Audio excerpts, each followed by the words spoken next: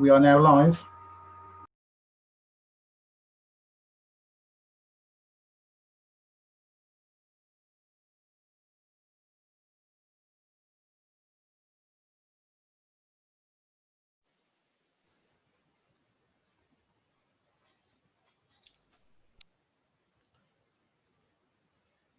Right, shall we give a minute to see if Brenda appears, or? She's on her way. She's struggling to join, so I've just sent her another invite. Right, okay. And hang on for a couple of minutes then. And I'll just keep sending them until she's able to join.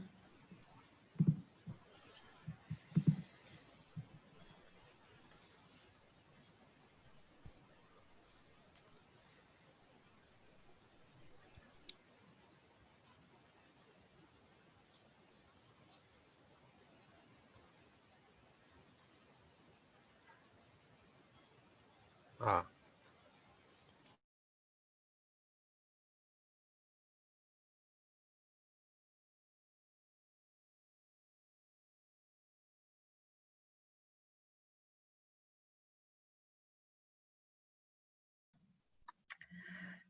Good afternoon and apologies.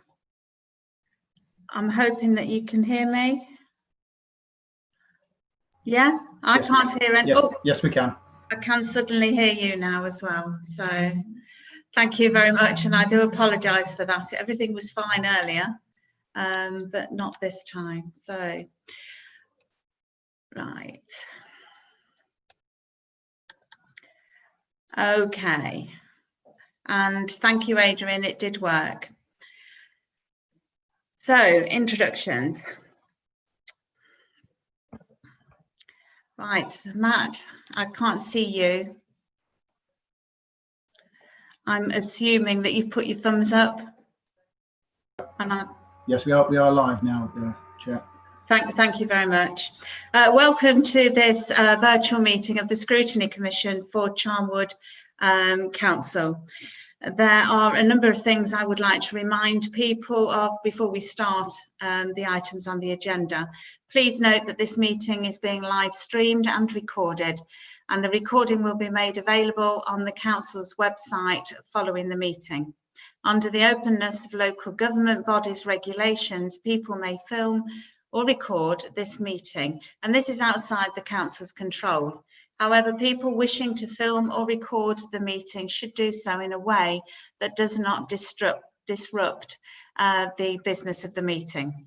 Also, so that the meeting is not disturbed, could I ask everybody present to please turn your mobile phones or switch off or switch them to silent, as I am just doing now. And ensure that your environment is distraction free. And can I remind everyone that this is a public meeting, so please conduct yourself in an appropriate manner. Thank you. As this is a virtual meeting, it will be run slightly differently. Members will need to introduce themselves and state their names and confirm that they can see and hear proceedings. This is important for the purposes of recording attendance and transparency of meetings. I will do this by undertaking an alphabetical roll call. Members will use the raise hands feature in the participants section of Zoom software if they wish to speak, and will be allowed to do so in a queue system. Thank you. Councillor Bolton, can you confirm that you can hear and see the proceedings? Thank you, Chair. Councillor Jill Bolton, I confirm that I can hear and see the proceedings. Councillor Brooks. Yeah, good evening. I can see, but my audio is a little bit sketchy. I don't know if anybody else is having any problems, but on the whole, I can see and hear the proceedings. Thank you. Thank you. Councillor Grimley. Thank you, Chair. Councillor Grimley, I can see and hear the proceedings. Councillor House-Nicolau. Hello, Chair. I can confirm, actually, can see and hear the proceedings. Councillor Hamilton. Thank you, Chair. I can confirm that I can see and hear proceedings. Councillor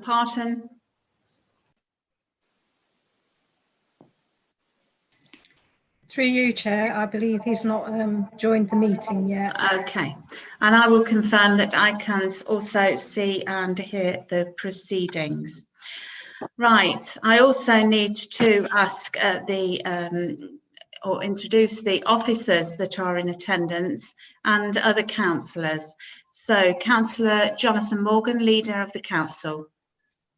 Good evening, Chair. I can see and hear you. Councillor Margaret Smidovich, Lead Member of Strategic Support.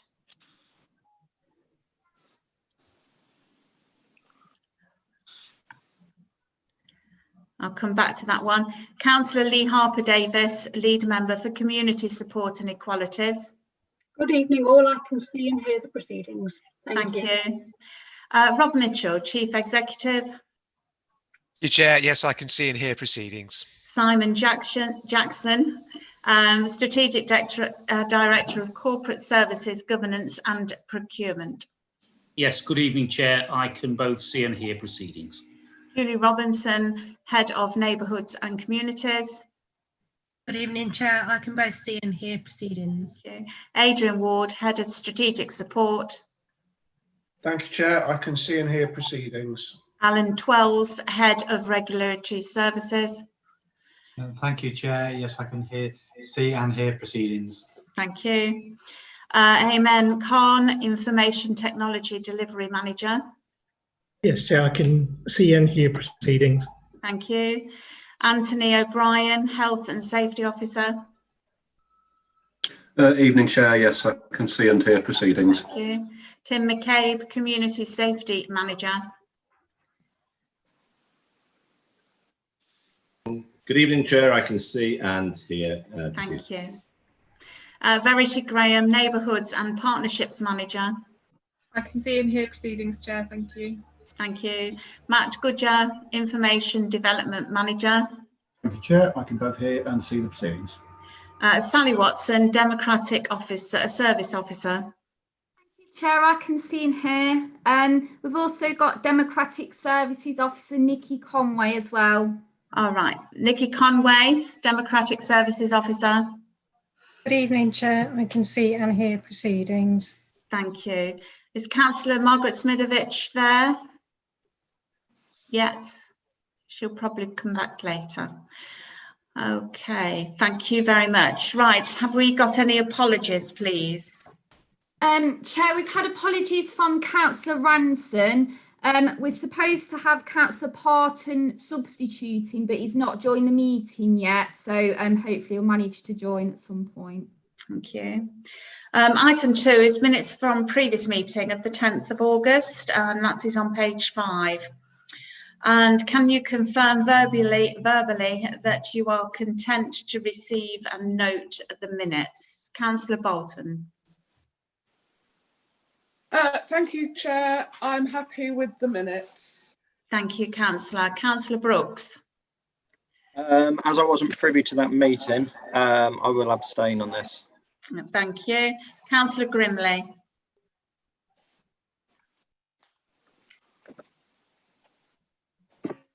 Yeah, thank you, Chair. I'm happy with the minutes. Thank you, Councillor. Councillor Harsh-Nicolau. Thank you, Chair. I'm happy with the minute. Councillor Hamilton. Thank you, Chair. I can confirm the minutes. And I can confirm the minutes as well. Right, and the outcome is that the minutes have been passed. Right, item 3, I have no disclosures of pecuniary interest at the moment. Are there any from the members that are present? No. Right, declarations of party whip, there are none to report.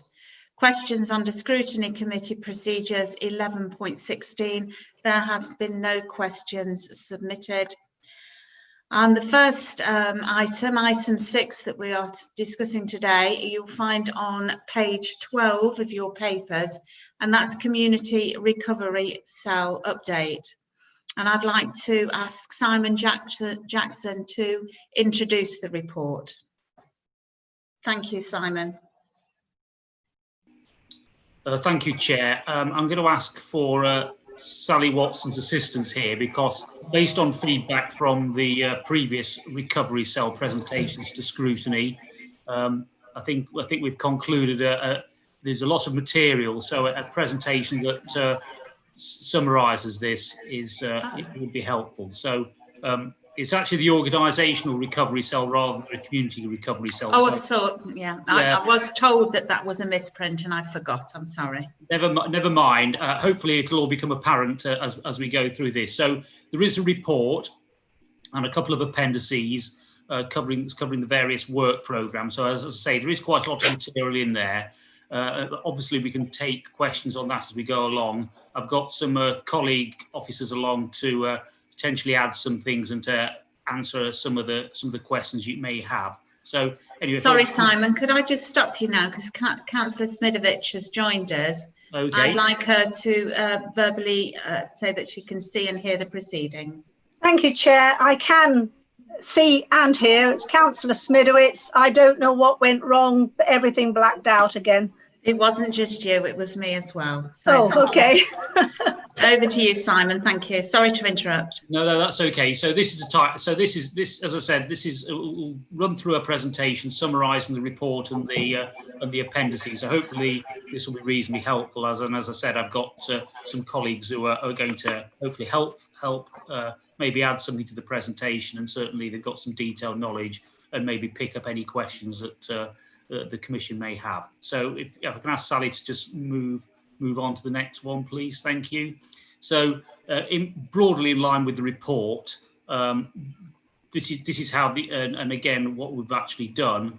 The Organisational Recovery Cell is broadly two phases of work. So one was what we described as a response phase, which is very much around continuation of service delivery, a very large impact on the health and safety group. And I think within this section as well, we touch on what we were able to do with ICT, and that has been very important in being able to continue operating to the effective level that we have done. And then the sort of second half is when the sort of developing an emerging agenda, where we look to sort of assimilate the impact of COVID-19, look for lessons learned and opportunities, and consider how the ways of working are going to change or be developed as we move forward. Okay, so hopefully that makes sense. So first bit is a continuation of service delivery. So again, within the report and the work programme, you'll be able to see a lot of the detail in here. So these are just a flavour and one or two examples. So, applying physical markings to the building. So those of you, if you haven't been into Southfields, you'll see, if you come in now, you'll see a lot of tapes and a lot of markings, and there's a couple of pictures actually just in a couple of slides time to illustrate that. We've also been doing a lot of enhanced cleaning, mobile working, very important. So some of our officers were visiting customers out and about in their own homes or at their business premises, risk assessments and getting those right, clearly important. And as the government guidelines have changed, that's given rise to a sort of new environment, and the risk assessments have had to be done. So maybe when I ask Tony to speak shortly, but he can maybe give an estimate of how many risk assessments we've done and how many we've got to do on an ongoing basis.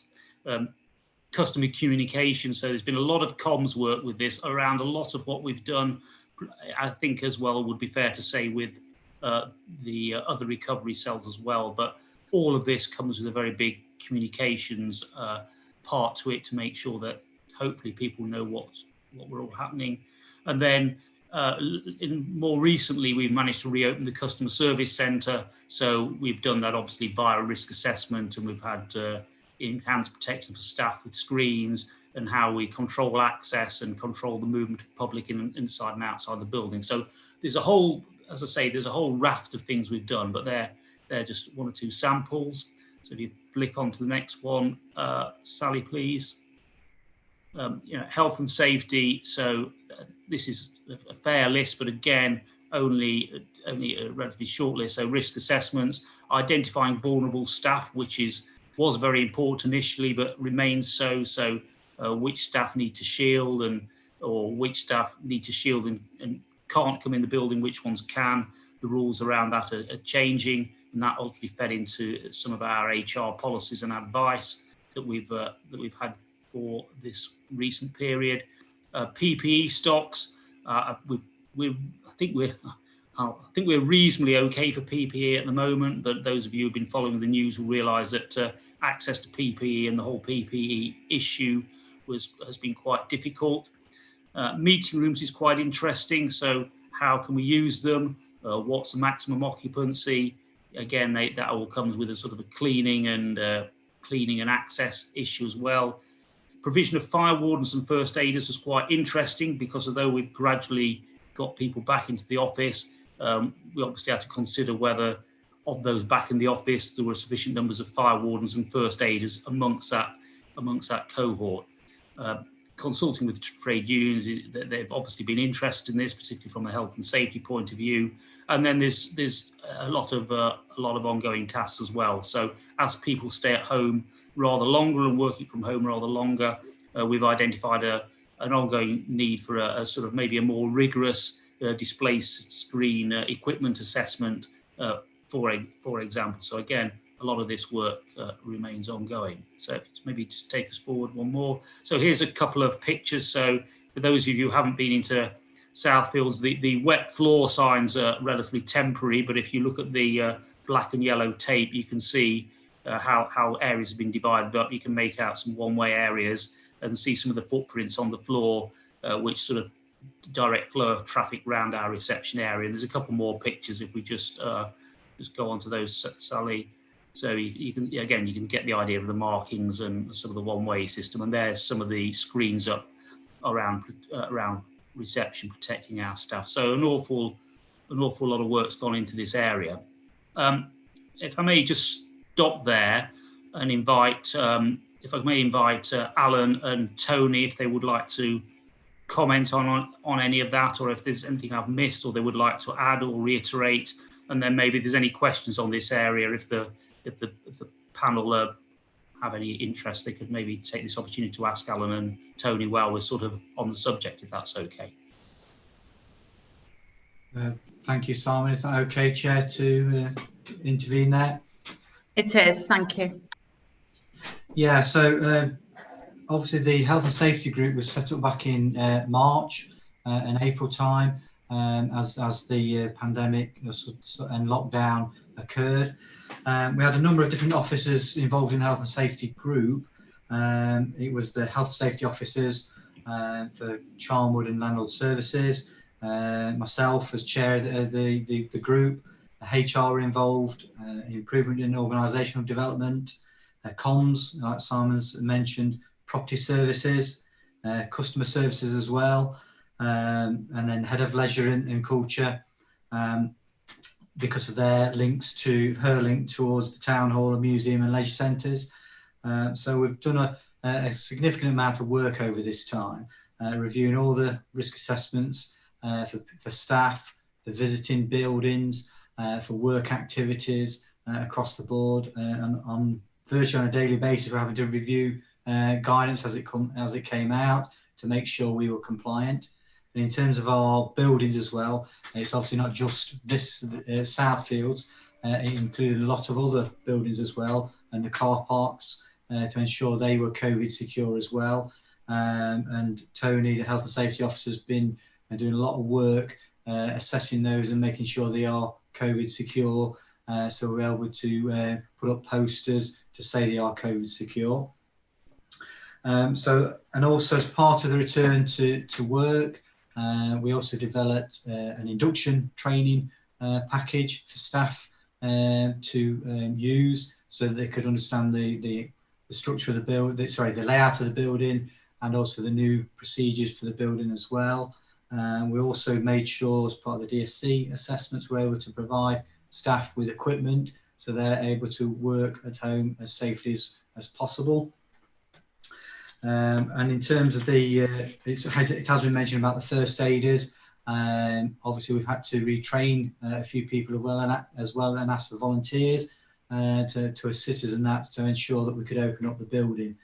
And obviously, we've had to adapt as we've moved along with the changing guidelines, changing restrictions, to ensure we keep staff as safe as possible and have relevant risk assessments in place. don't know if Tony wants to come in and add anything from that. If I may, Chair. Yes. Alan's given an excellent briefing there as to the work that we've done. Just one additional point that sometimes there was a risk of being overlooked. We share this building with other employers, and throughout this entire situation, we've been liaising extremely closely with the other parties and the other employers who we allow to make use of parts of our building, and that's been a crucial aspect as well. There was always a risk, as it were, that something could slip between the gaps, and through the cooperation and collaboration on safety management during the last 6 months, the Southfields building as a multi-employer site is extremely secure.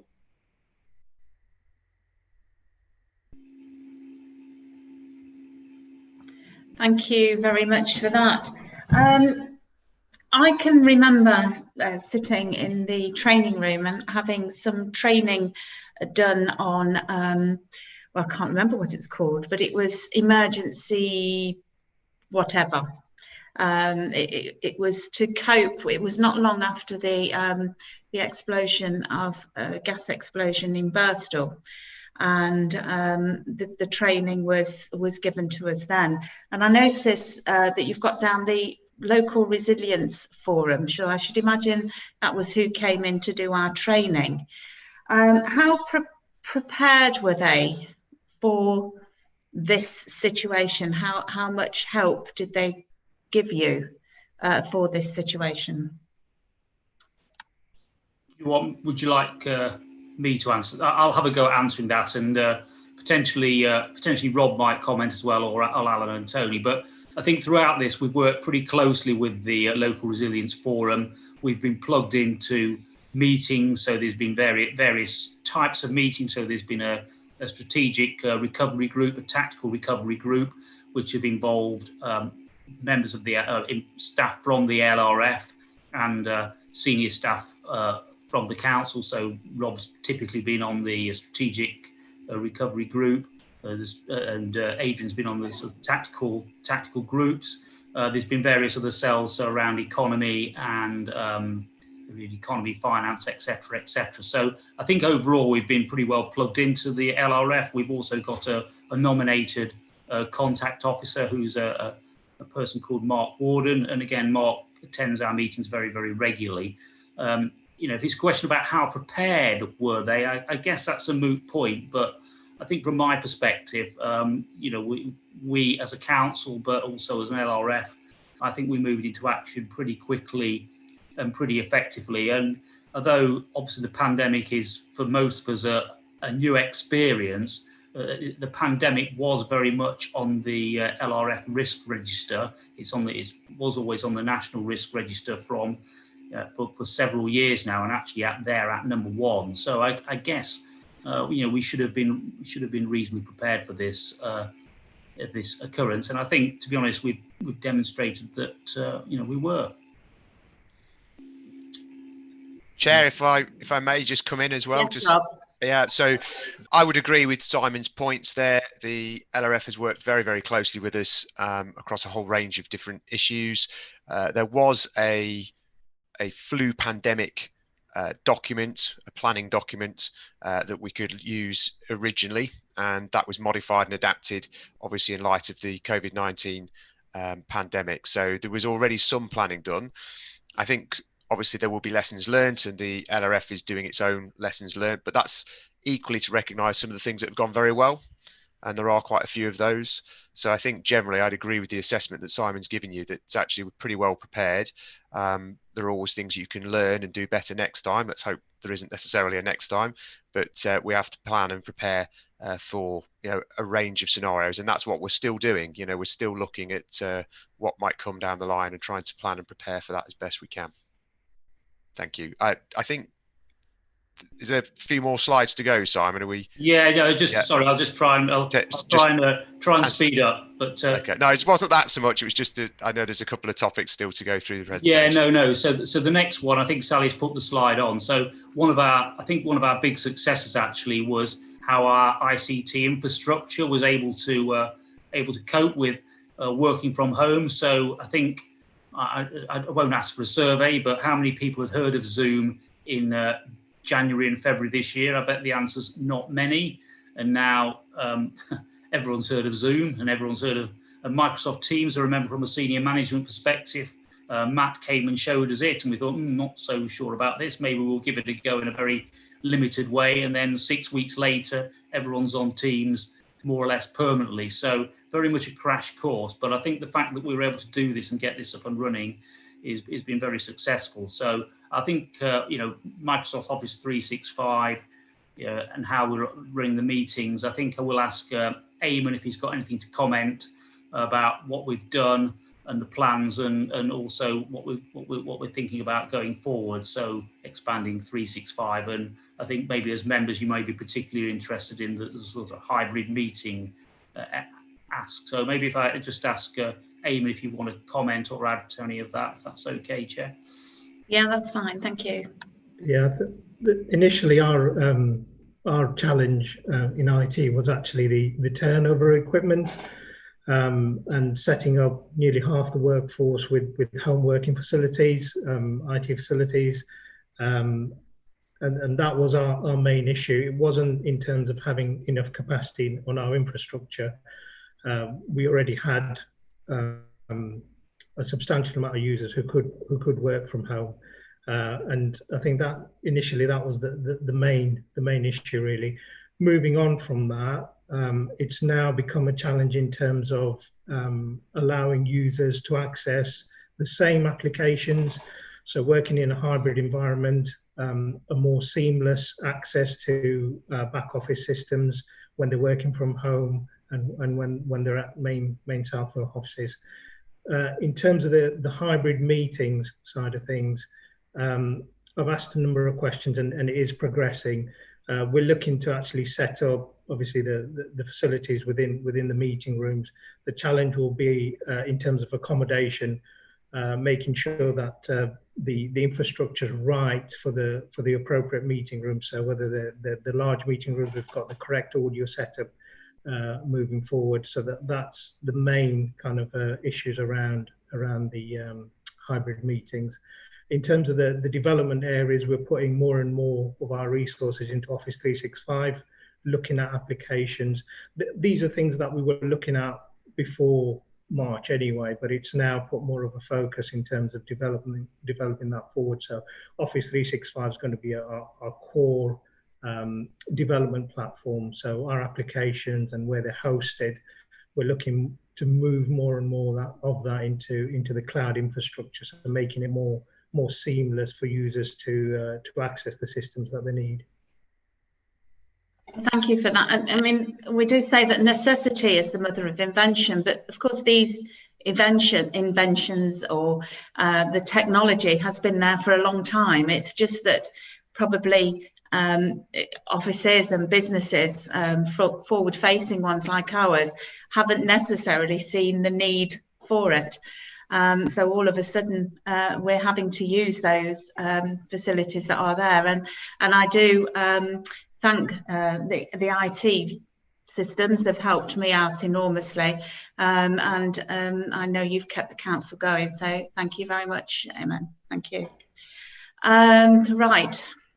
Yeah, so if I can just thank you for that. I mean, I just add that I mean, members may disagree, but I do think the way we reacted and kept services going in the face of COVID has been really, really good, actually. And there's lots of people across the council. I mean, probably the whole group of staff have all contributed, but certainly Alan and Tony and Eamon, it's well worth a personal thank you from me. But I think overall, as an organisation, I think what we've achieved has been very positive. Again, as a commission, you may wish to disagree with that, but certainly that would be my view. So to go on to the next bit really is sort of a little bit more forward-looking. So some of the things that we're looking at now around agile working. So one of the things is, what does agile working mean? So that's a lot of the discussions we're having in the detail at the moment amongst officer groups.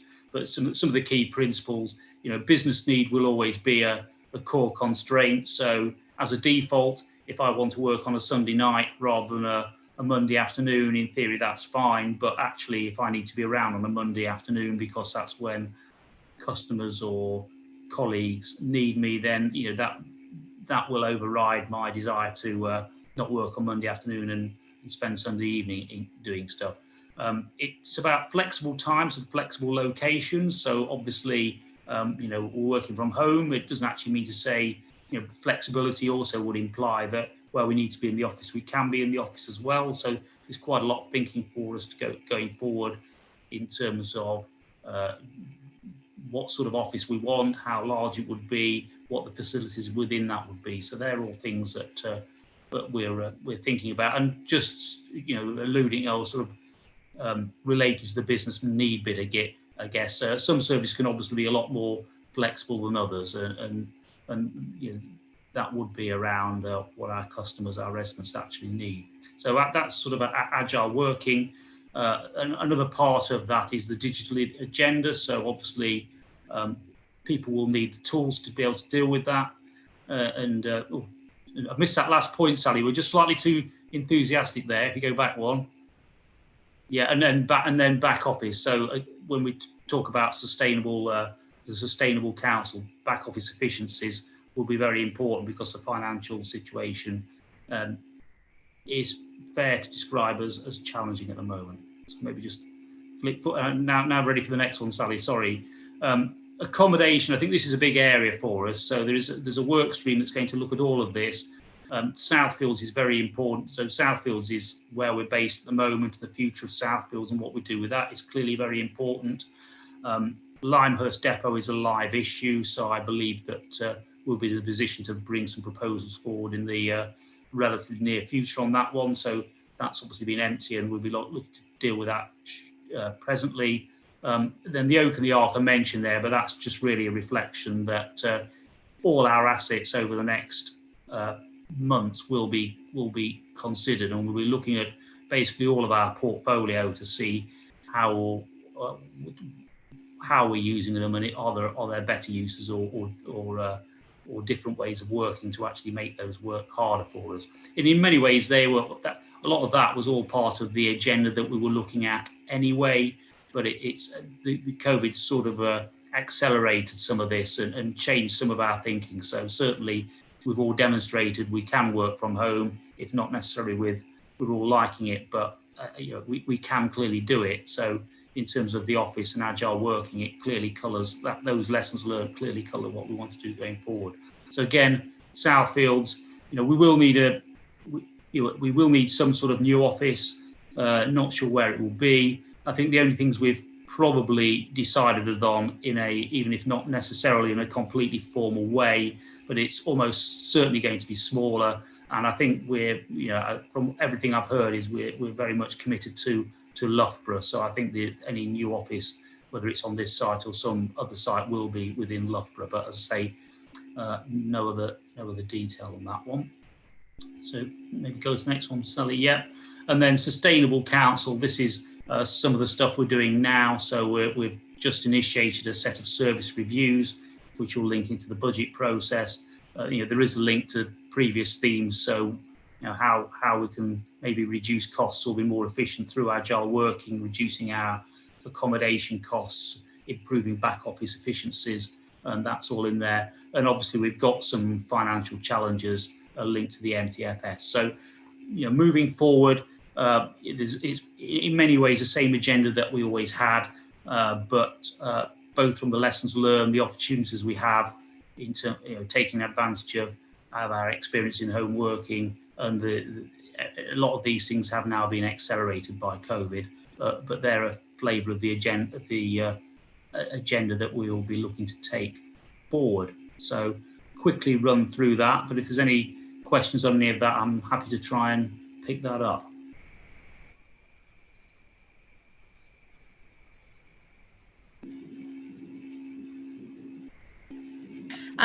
Thank you for that, Simon. There are no hands up at the moment, but everyone off. Councillor Morgan, I was just about to ask you if you would like to comment, and the hand went up. So please, you have Thank you very much, Chair. I'm a mind reader. I knew precisely that was about to happen. Look, I mean, great to hear the officers set out what's been happening over the last few months, and also what we're doing over the next few months as well. As you can tell, huge amount of work that's been put into this. Every single officer in the organisation, without a doubt, has had to change what they're doing or adapt to a new way of working. And the organisation has risen to the challenge and met it face on. And a huge testament to all of our officers for doing that. Clearly, this is going to be a new way of working. We're already adapting everything that we're doing, from this meeting to how we deal with residents' concerns, how we actually meet residents' needs. And that will carry on over the next few months, whether the current level of interaction has to change. We don't know yet. We'll probably get a better feel in the next few weeks. But certainly next year, hopefully when we start to emerge from the pandemic, the changes that we're talking about tonight will start to be embedded within the organisation, and will hopefully be a fresher, more agile organisation in the future. So there are hopefully some good things that will come out of this, but some huge challenges that we've gone through so far. And huge thanks to Chief Exec, Simon, and all the officers that have spoken tonight, and those that I know have been working with them constantly, day in, day out, over many, many months to support all of us, but also all of our residents. Thank you. Thank you, Councillor Morgan. Councillor Hamilton. Yes, there's a brief mention of DSC assessment. So the question I have is, when a person's in an office environment, you can manage that in terms of DSC and the desk they use and the chair they're at. So is the DSC assessment, do officers have self-assessment training? Because, you know, when they're maybe working at their kitchen table or something, so that they know what to do in terms of posture and so on, and all the DSC assessment. Because what we don't want is, if this is going to become a longer term thing, suddenly people complaining of bad backs or something like that. So I think it's quite important if the officers themselves self-assess in terms of DSC assessment for home working. Maybe I can ask Alan or Tony. I think that's a very good point. I think that was one that we did sort of identify. But maybe if I ask Tony, if Tony's prepared to comment on that, the detail about what we intend to do in that area. Yes, thank you, Simon. Absolutely, it was hit the ground running, as it were, back in February or March, and we provided what we're now calling, as it were, an interim home working assessment, which was supported with a training module before the officer could move on to take the assessment. And now we're looking at a much more comprehensive home working risk assessment that looks at both the environment, the equipment, the organisation of work, and also wellbeing aspects. As part of the additional training for this comprehensive round of assessments, then we've included a couple of demonstration videos, and also make reference to all of the available guidance from the Health and Safety Executive, and also showing capturing as well specific details that have been suggested or recommended by employers, organisations, CIPD, yes, as well as unions. So there's a much more comprehensive assessment that is in the process of being rolled out. We were discussing this just this afternoon. By means of assurance as well, both to members and directors, following the rollout, then I've proposed that we do a sample, and it may be 5%, it may be 10%. Once assessments are being recorded as being completed and closed, but as due diligence to actually go back and have conversations with officers and managers to satisfy ourselves that actually all issues were understood, that the information was relevant and was understood, and that where actions have been identified, they have been closed out. The concern expressed by the councillor in regards of musculoskeletal disorders, work-related upper limb, and general well-being issues as we move into this new world are extremely relevant and pertinent, and we feel that we have a comprehensive assessment as part of a process in place. Thank you. It sounds like you've got it well in hand. Thank you. Thank you for that, Tony. But I'd like to take it one further. My concern is with the staff and the agile working, the changes of ways of working. And I can see that for a lot of people, working from home solves a lot of problems, as in the travel, getting there, the children, and the distances where they live from the place of employment. But I can also, I also know that there are a lot of people that rely on going to work. They rely on the camaraderie, the being able to crack a bad joke to somebody as they pass their desk. And I'm very aware or concerned that our staff might feel pressured to work at home, because that's how it's all being geared to at the moment. And really, I'm looking for assurances that that won't be the case, that there is still going to be that option. I can see mental well-being rising, because well, what's the point of getting up in the morning? What's the point of putting your makeup on or your best suit on and going to work?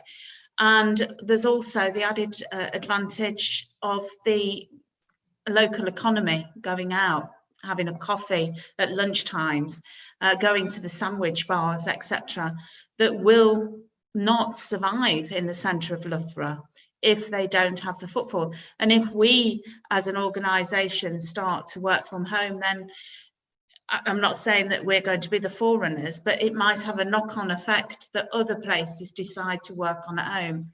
And I can see a lot of areas that could go wrong with the working from home. Would you maybe if I have a go at answering that to start with, Chair, if that's okay? I mean, I think what you've listed there are actually a number of points that we've started thinking about, and it's not easy, as I guess you've outlined there. So one of the challenges, one of the things, certainly from a financial perspective, but also there's also a bit of a green agenda about energy efficiency and reducing travel time. So I think one of the things we would like to do is reduce the size of our accommodation, and that is definitely on the agenda.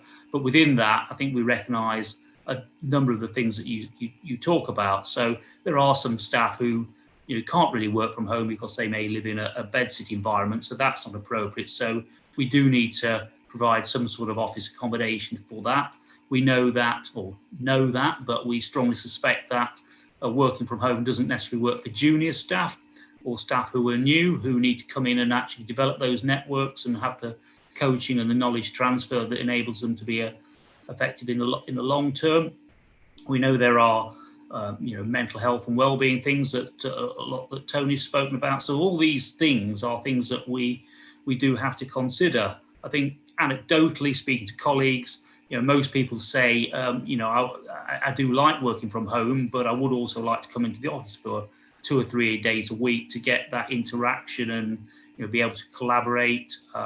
Bad jokes, sort of one of my specialities actually, but come in and get all of that. So we need to manage the situation so that happens. But what we can't obviously have is everyone wanting to work 2 or 3 days in the office, but it's the same 2 or 3 days. So Tuesday and Wednesday the office is packed, and other times it's not. So there is a sort of a management and a scheduling and maybe more formalising some of these informal interactions that are important. So I think with agile working, I certainly won't say we've got all the answers. We haven't necessarily got all the questions yet, but I think what all those points you made are very valid, and it's going to be a challenge for us over the next months to try and answer those as best we can, or at least come up with some appropriate compromises. All I want really is assurances that it will be considered. I mean, I didn't even go into obesity of you know, people going to work, just as simple as that, whether they cycle into work or walk into work or whatever. So, Councillor Grimley. Chair, may I come in just on that point as well? It's Rob Mitchell. Is that okay, Chair? Thank you. Yeah, just to echo a little bit Simon's points there, we are already very conscious of this, and if there are individuals in the organisation who are struggling to work from home for whatever reason, then there is the opportunity to have them working from the office. And there is also, I mean, we are monitoring the situation very closely in terms of infection rates. So I say this with the context of what is currently happening, which is localized and national increases in infection rates, but cautiously we do have in many teams a rota where people will go into the office for that 1 day a week or 2 days a week. So we are trying within the context that we're operating in to ensure that people can have to some degree that exposure. The preference though, because of the infection rates, is still that where people are happy to, can do, that they work from home for the time being. We're doing a lot around sort of physical and mental well-being, so there are various resources that staff can use, and we're also trying to encourage people to take up, you know, the opportunity of breaks from the desk to help with all that DSE and musculoskeletal issues as well. So we are very, very conscious of those issues, and you know, if COVID disappeared tomorrow, we wouldn't necessarily go back to quite the same way of working as before, but we will and do envisage more meetings, more collaboration, and people being in an office in the future, but with the flexibility of working from home. So we really would like to try and get the best of both worlds when we come through this pandemic, and have that flexibility for staff to work from home, but also the flexibility to work from an office space part of the time as well. Thank you. Very much, Rob. Councillor Grimley. Thank you, Chair. Actually, you'd picked up on the point that I really wanted to raise. So about getting people back into the office in a limited way where it's safe to do so. And certainly that's something that we're doing in my own employment, that we're getting people, especially probably junior staff and that sort of thing. So I think the question's been answered. But thank you, Chair. Thank you, Rob. Councillor Smithowicz. Thank you, Chair. I'm always frightened to press unmute, because every time I unmute, I seem to disappear completely. So, and I can tell my videos from my mutes. So it was just that some of the questions that have been asked, I'm afraid I have put poor Tony O'Brien through the paces about a month ago with a lot of the questions. I think I'd asked him about 24 detailed questions about this report, but was very satisfied with the answers. So there is quite an overlap with the health and safety report on the detail, but certainly the home working did concern me. And at the time, which was about a month ago, I think over 200 assessments had been undertaken. We were talking about the dining room table that's been mentioned earlier by one of the councillors, and what could be taken home and so on. I suppose at the moment, though, it's quite difficult to know how many people will almost permanently want to work from home, because there will be sort of costs involved with all of this if they do work from home. And I'm very much minded with some of the people I've spoken to about just not having any facilities at home, and some homes where sort of the various generations live together, it's not conducive to thoughtful work. It's the best way I can put it. So yes, it's not as easy as it sort of sounds on the surface of being able to work at home. But equally, I'm quite concerned about the lone working procedures, and that was one of the questions I'd asked as well. And Anthony was very kind in telling me that there'd been something like 250 employees that have had the alert com devices for the lone working, which is something that I've always worried about, having been out with the street wardens and you've been with them when various comments have been made, and so I'm sort of pleased about that. So yes, there may be more questions under the health and safety, but it's sort of an overlap, and but very much the home working. And it was also, when we were talking about the number of buildings, when I'd asked the question, I think there were 10 or 11 buildings that have had to be assessed during this time, and some I hadn't even sort of thought about, that were ours, that would need risk assessments. I mean, John Storer House, it's not our responsibility, but at least our staff were out there, so I suppose they were covered from two angles, really, and even the marketplace. So yes, a lot of details come up in the health and safety, so I won't go on about it, but it was really to confirm what's been said already. Thank you, Chair.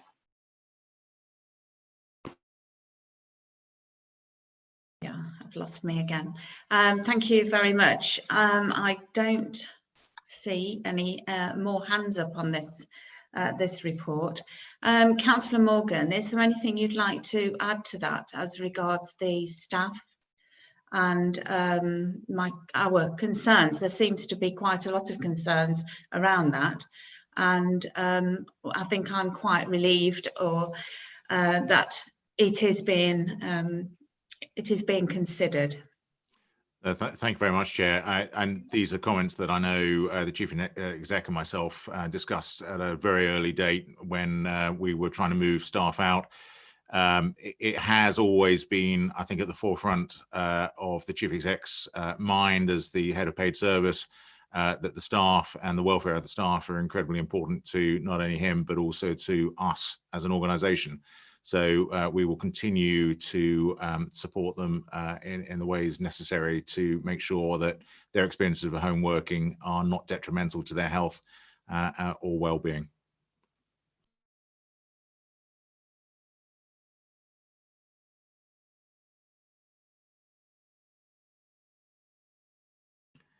I think you're on mute, Chair.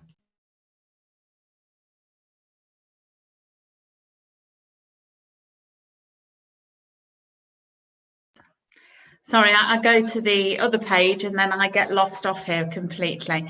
I can't see that there's any more hands up here. So I'd like to ask the members here whether it's, I should be noted, unless there's anything more that needs to be clarified from this. No. Okay, so I'd like to confirm that the report has been noted. Thank you very much. Right, I'm back on screen now. Oh, God.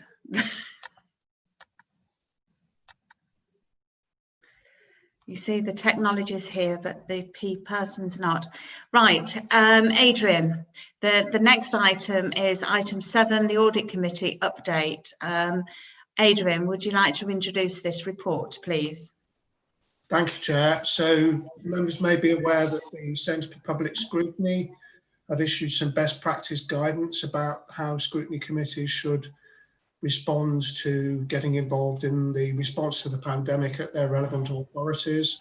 One of the suggestions they made was because of the significant financial impact on local authority budgets, that scrutiny committees and audit committees should work closely together to target resources and make sure that they're not duplicating effort, and particularly looking at the council's response on the financial side.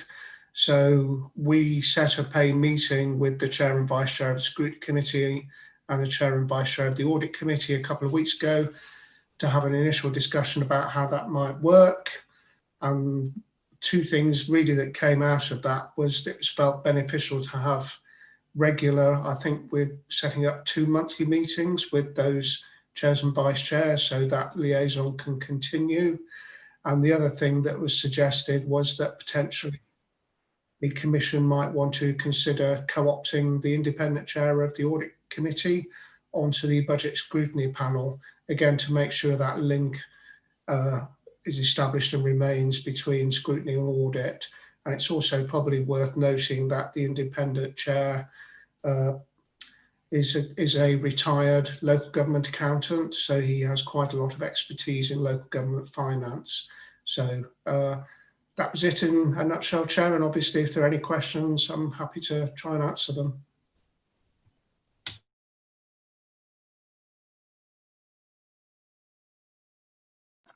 Thank you, Adrian. Are there any councillors that would like to ask any questions that would clarify what Adrian has just said about the Audit Committee and the Scrutiny Committee? The independent chair, Bev Angel, has been asked to be co-opted.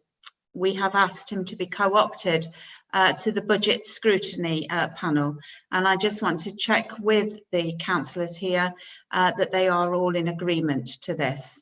If I go through you, please, Councillor Bolton. Yes, I'm happy with that, Chair.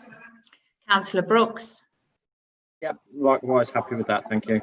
Councillor Grimley. Yeah, thank you, Chair. I'm happy with that. Bev was a very good chair when I was on the Audit Committee, so yeah, more than happy. Thank you for that, Councillor.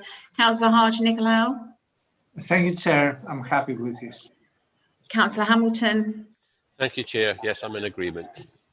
And I'm in agreement also.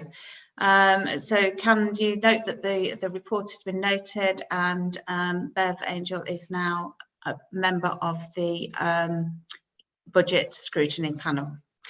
Right, we move on now to item 8, pre-discussion scrutiny of any specific financial matters to be considered by the Cabinet.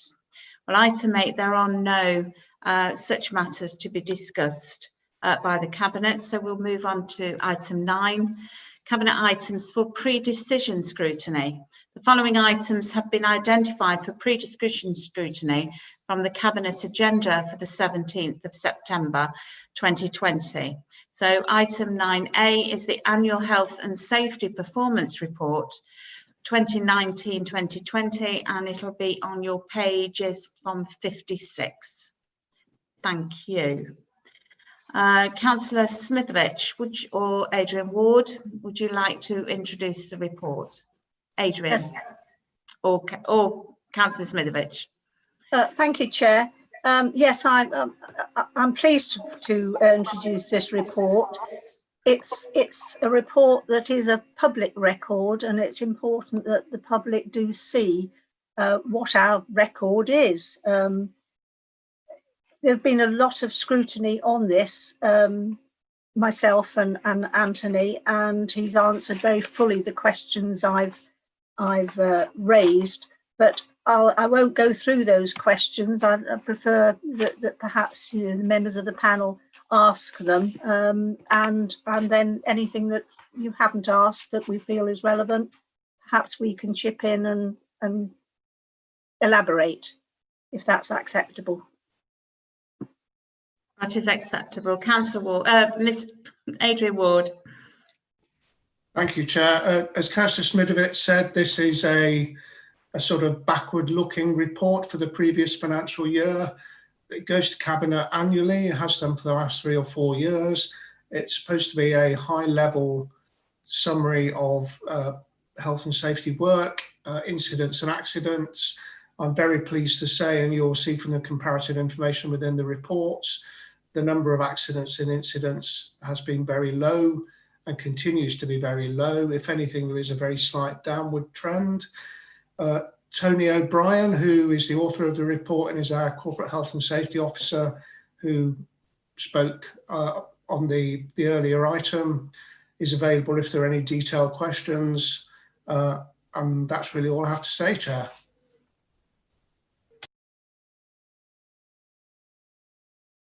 Thank you very much. Right, are there any questions from councillors on these papers, please? You did mention in your introduction, Adrian, that the incidents are very low, and indeed they are on here, and falling on year. Cut on sharp objects, though, has increased. So what sort of, are we talking about people that have hurt themselves on council properties, or I know that the table below, the one I'm looking at, I think is cut down to service areas. So could you just explain table 1, please, Adrian? I think, Chair, if it's okay, that I defer to Tony on that one. Yeah, that's fine. Thank you, Tony. That's no problem. We run across the full spectrum from cuts, a cut for an officer on a staple in a document, to cuts sustained by mobile officers, primarily within the landlord services, bumps and cuts, a couple whilst getting in and out of vehicles, and also with just use of hand tools. I don't dismiss these, far from it. None of these resulted in lost time. There was one incident that did require the officer to go to a walk-in centre for a couple of stitches before returning to work on the same day.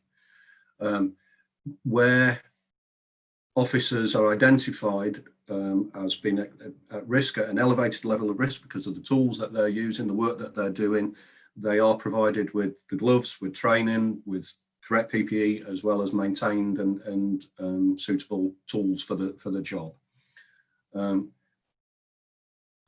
A comment that I would make about the perceived reduction in accidents is, I made the point in the report, we have to caveat this with the fact that officers have been working from home and that we have had reduced services for a number of weeks and months. So whilst it is a downward trend, we always need to bear that in mind. It's an additional normalising factor.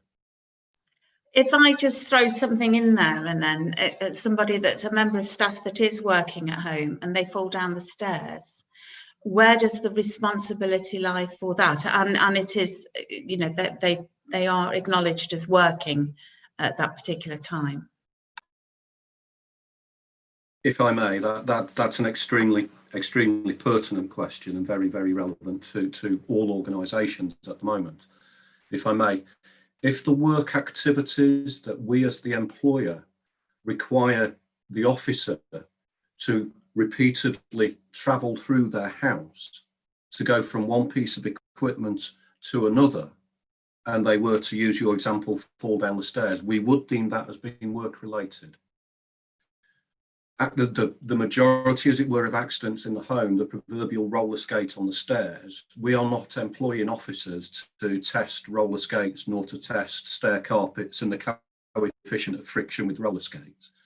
So I cannot say that all accidents in the home will be deemed not work related for the home worker, but it would have to be in relation to the equipment or the working environment and the configuration in the working environment that we have either provided or assessed, so that would make it work related. I always encourage managers and officers, report, and that enables us to make the determination and to have the record of that determination as to whether it was actually work related.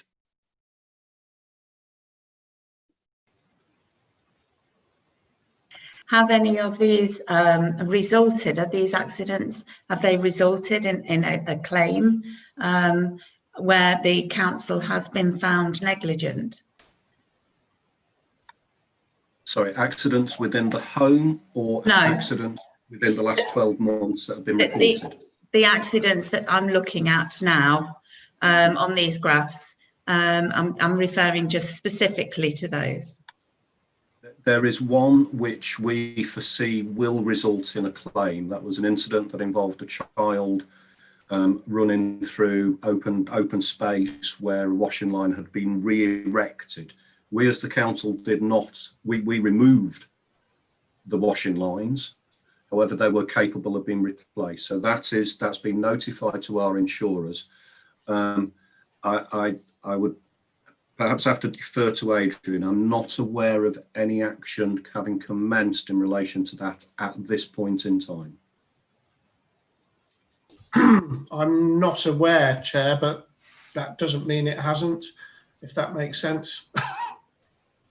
I can remember the incident actually with the washing line, and I can remember every council resident of a council house having a letter saying, advising them that they can't put the washing lines up, and it resulted in quite a few Big Brother complaints until they were told why it was. So I've got Councillor Hamilton, please. Yeah, I suppose this all kind of links into the earlier conversation about home working. I mean, I recognise the importance of capturing all small incidents, because you've always got that kind of triangle, haven't you? If you capture the small ones, you get a sense of what's going on. Are staff being encouraged to record incidents at home, and then you can decide whether or not it's relevant or not? So there's a kind of culture of maintaining a culture of capturing all kind of cuts and slips and trips and falls, to ensure that you keep your stats up and you've got a good body of evidence to see what's happening.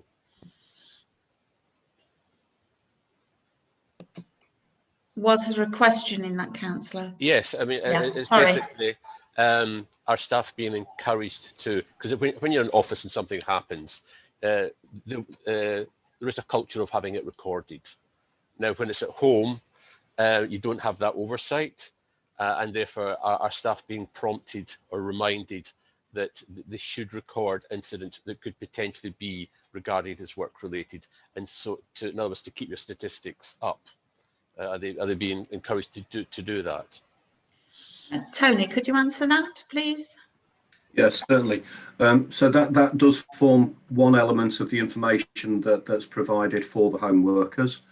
And I can confirm that to date, I've had notification of 2 incidents that have occurred in an officer's home environment, neither of which were work-related, but to give, again, assurance that officers are reporting this, and crucially, as well as managers are made aware of this by their officer, that the managers are asking the question of safety.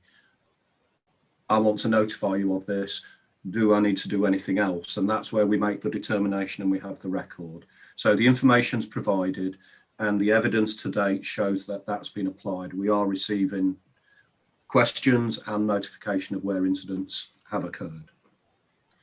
Thank you. And I think my last question will be yours as well, Tony, by the sound of it. And that is, when I do my car insurance, I have to put down that I do go to council meetings. So there is a business element on there. Have we got the same disclosure on household insurance, that we are working from, that the person is working from home? Is that something that should be reported to the insurance company? And again, a question on the comprehensive home working assessment asks the officer to give us positive confirmation that they have checked and verified their home insurance policy. This is an issue, as it were, across the entire nation. There is considerable nervousness on behalf of insurers. One would think that your insurance premium would drop as you're spending more time in the home. Insurers take a very different view, and they view that actually you're more likely to have more expensive equipment in the house, and therefore your premium should go up. But we certainly are asking the question. We're giving the prompt and the reminder to all officers through the comprehensive home working assessment that they need to check and satisfy themselves that they are covered, their existing insurance arrangements remain extant. It does take us away from strictly health and safety. However, the consequences, we'd rather find out now than have something coming across our desk in terms of a claim or an insurance claim. And of course, that has financial implications to the member of staff. But as you say, that is for another conversation. I'd like to welcome Councillor Parton. Can you?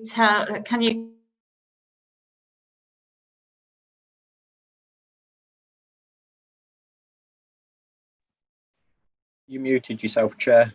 Oh, sorry. Can you confirm that you can see and hear the proceedings from this moment, Councillor Parton? I can, Chair. I've just sent my apologies via the messaging. Unfortunately, I broke down and I've just received home courtesy of the. Okay. So, but I can hear and I can see the proceedings.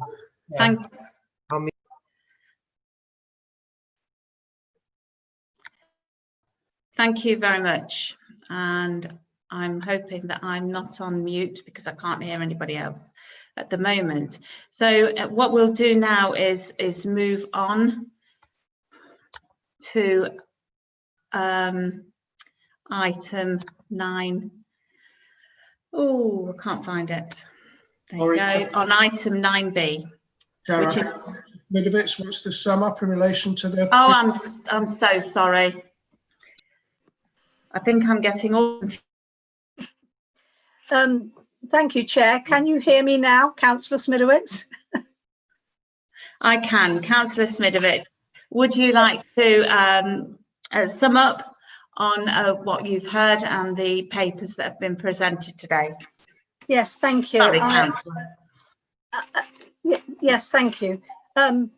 Yes, Chair, I think we've had a comprehensive report and I'm more than satisfied with the answers, but it seems it's an area that there will always be questions that follow questions because so many situations are new to us. So it'll definitely be health and safety work in progress, I think, as we go through the next few months.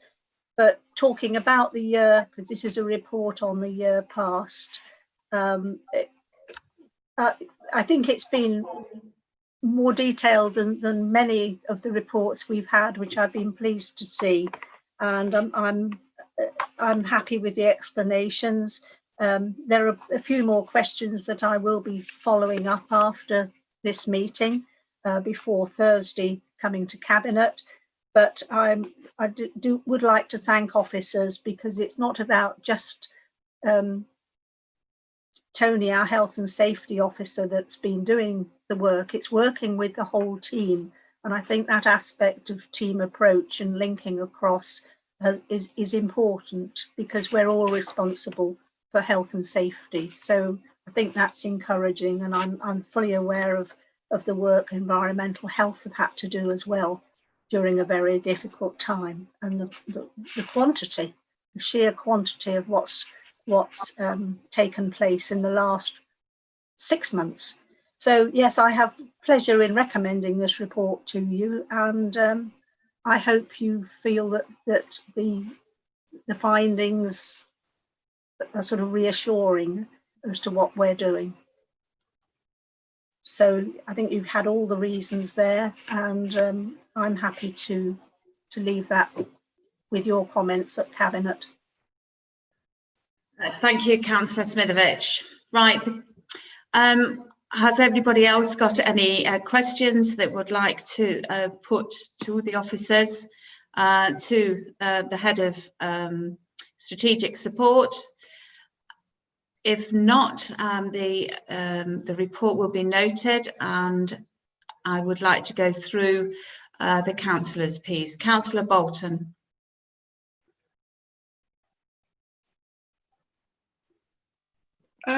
Do you support the recommendation? Yes, I do. Yes. Okay. Councillor Brooks, do you support the recommendations of the report? Yes, Chair, I do. Thank you. Thank you. Councillor Grimley. Thank you, Chair. Yes, I support the recommendations of the report. Councillor Harsh-Nicolau. Yes, Chair, I support the recommendation. Councillor Hamilton. Thank you, Chair. Yes, I support the recommendations of the report. And I also support the recommendations. Okay, right. We shall now go on. So that is noted. Thank you. We'll now go on to item 9B, which is Charnwood Community Lottery Review, which is page 66.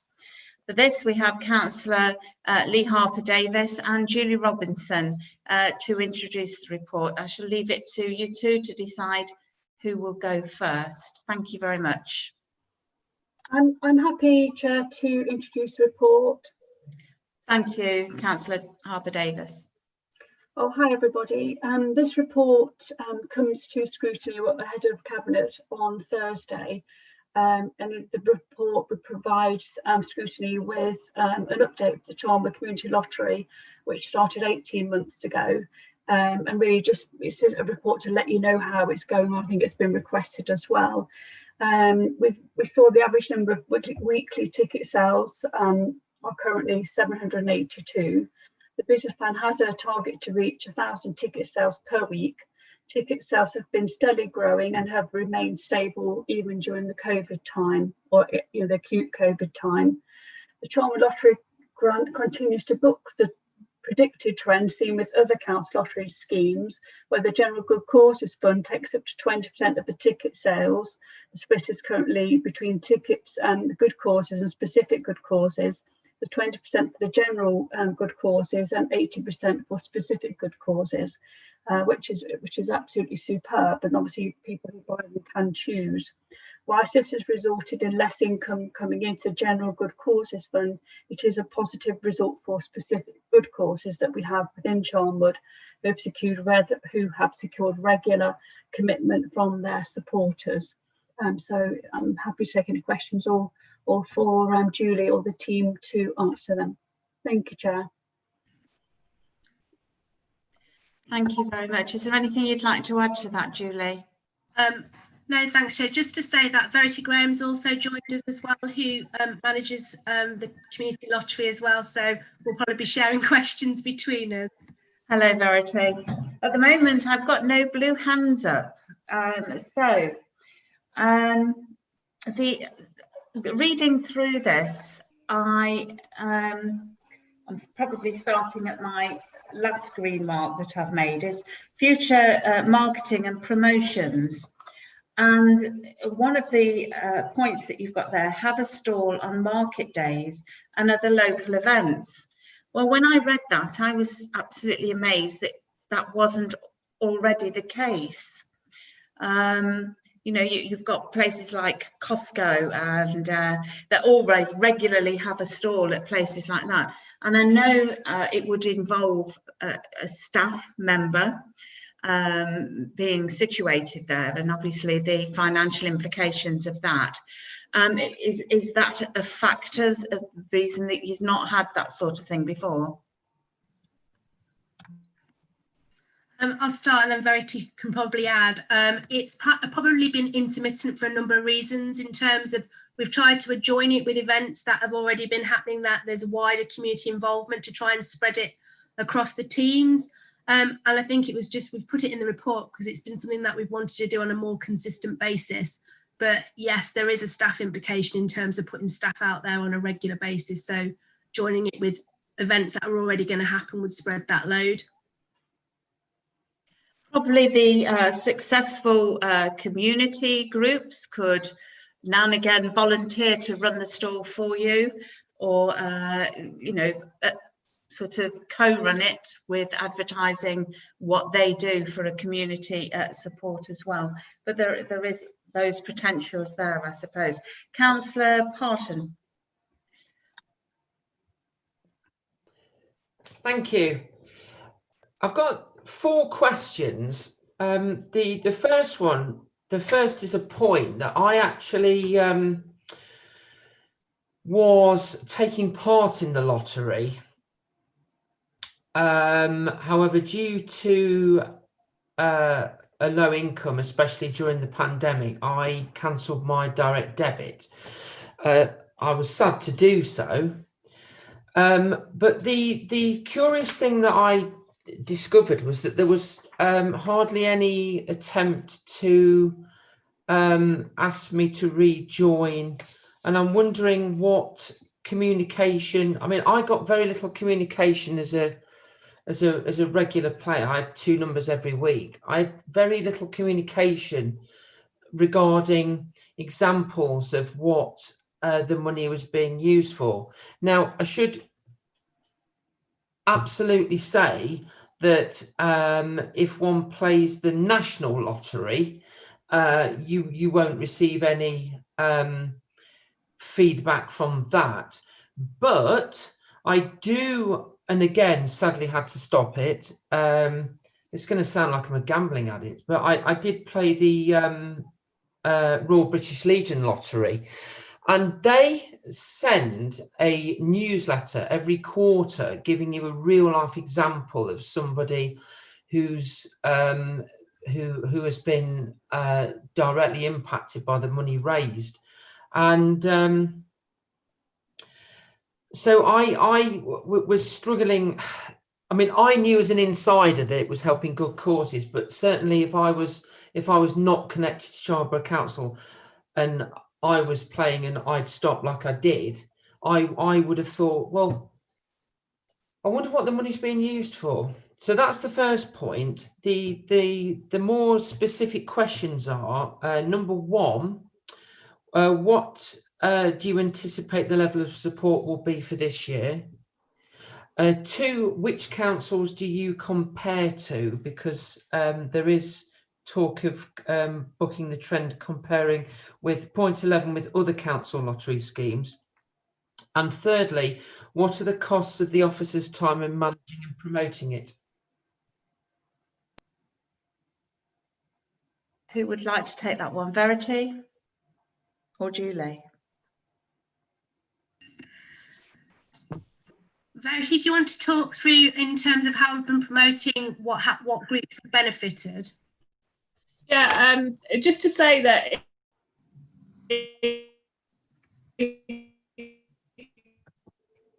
most people the good causes are all set up to be able to contact you. So the way it works is the system isn't available for everybody. So if you're registered with the good cause, they get your information. Now we also have sight of that as the lottery registered lottery organisation, but it is in the gift of the community groups that are on the lottery. And that's very inconsistent in terms of their capacity. I know there's organisations like Bradgate Park and some of the libraries that are really strong on constant communication with their supporters and letting them know. For example, Bradgate Park, it provides the feed for the deers over the winter.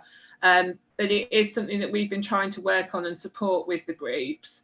And had a couple of big sessions organised to do some marketing support and work with, which unfortunately were going to be at the beginning of the year, which haven't happened.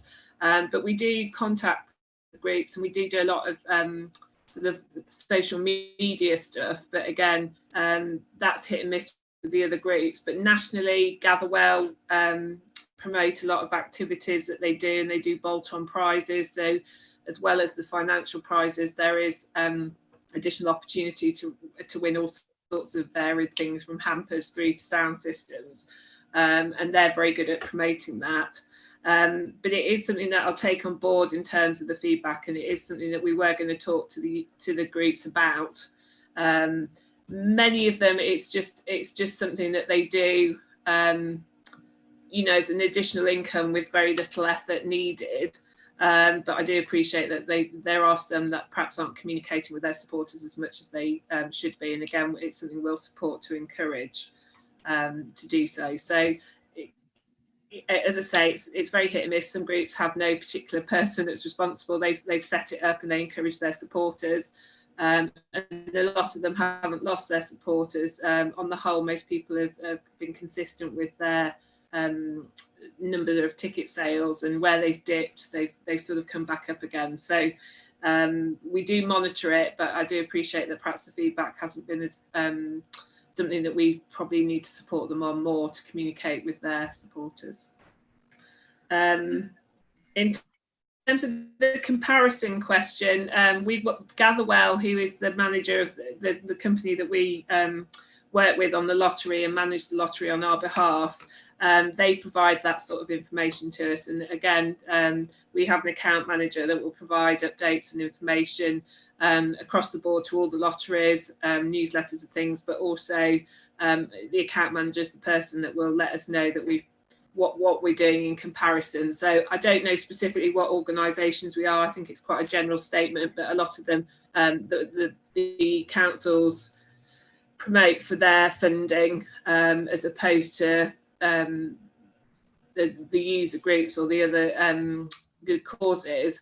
Whereas in our case, we've promoted the good causes over and above the general fund, because that was the whole point of the lottery, was trying to provide another income stream for community groups. And I can't read my writing for the other two. All right, I'll pick up on the other two questions through you, Chair. In terms, one of the other questions is, what do we anticipate to be level this year?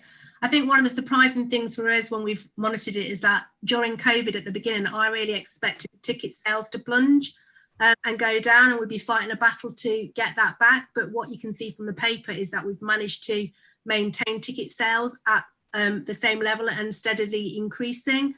I think, you know, we'd have hoped not with COVID that we'd have been on an increasing trajectory this year.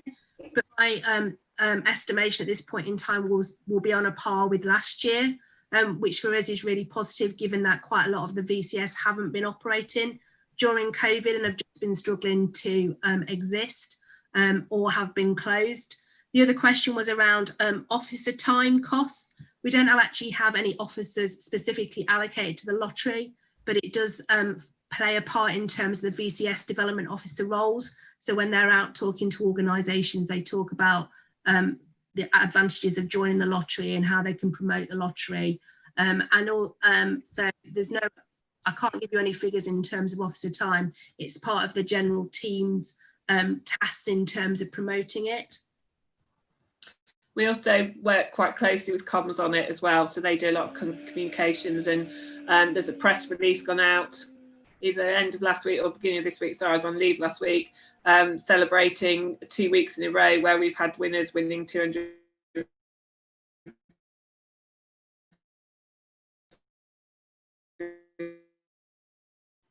Sorry, Verity, you muted out there. So how much did they win, Verity? In the borough.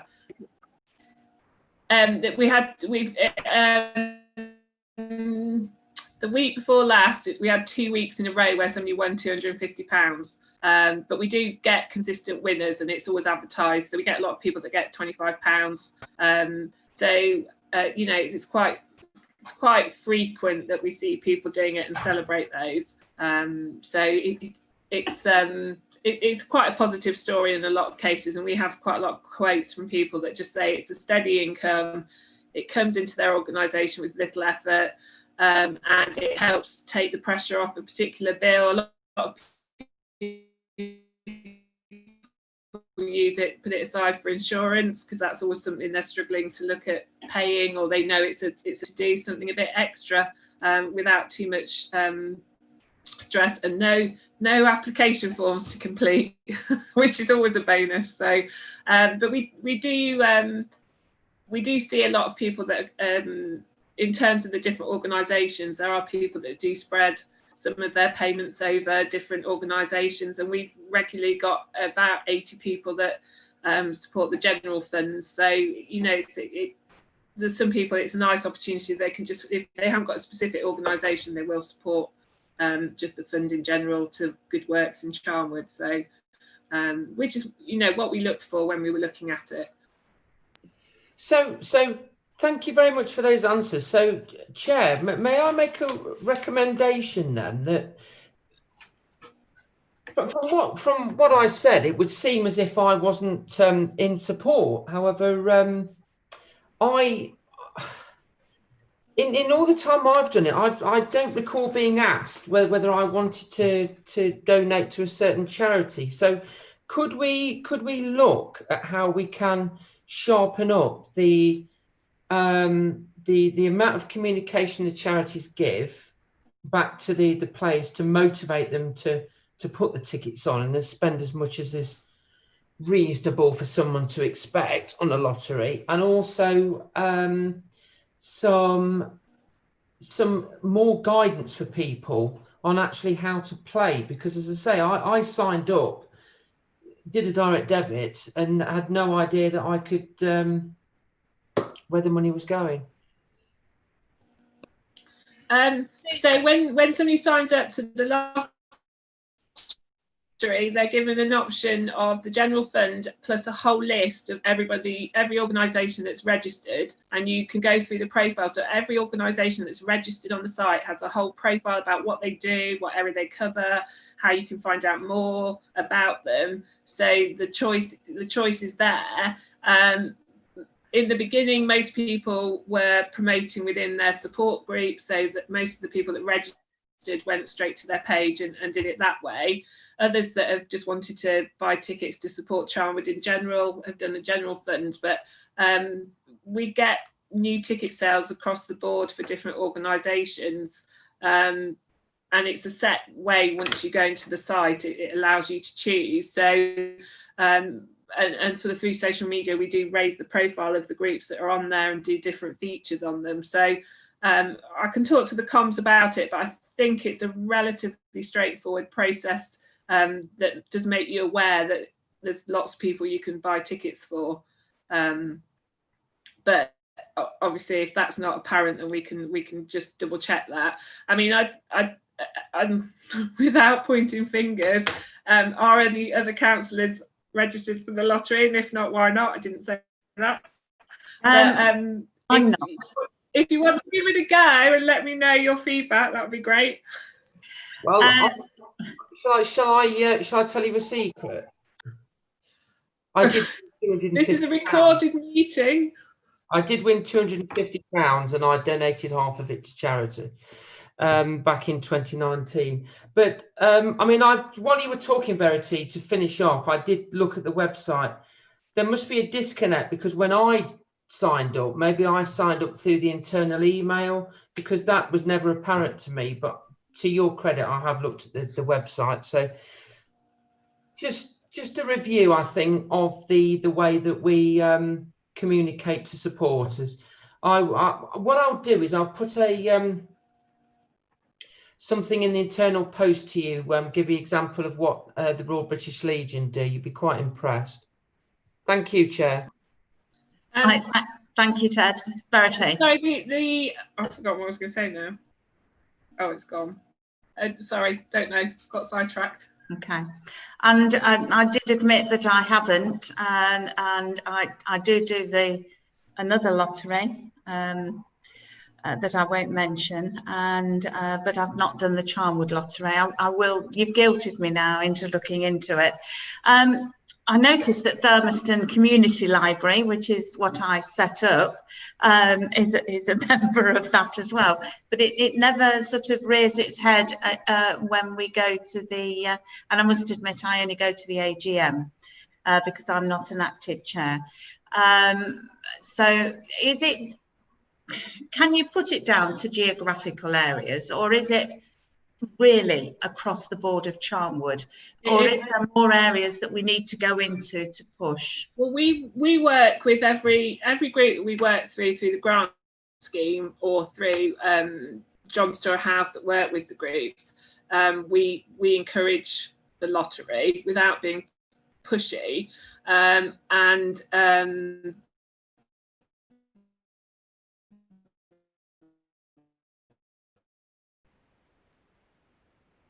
I did think she was thinking then.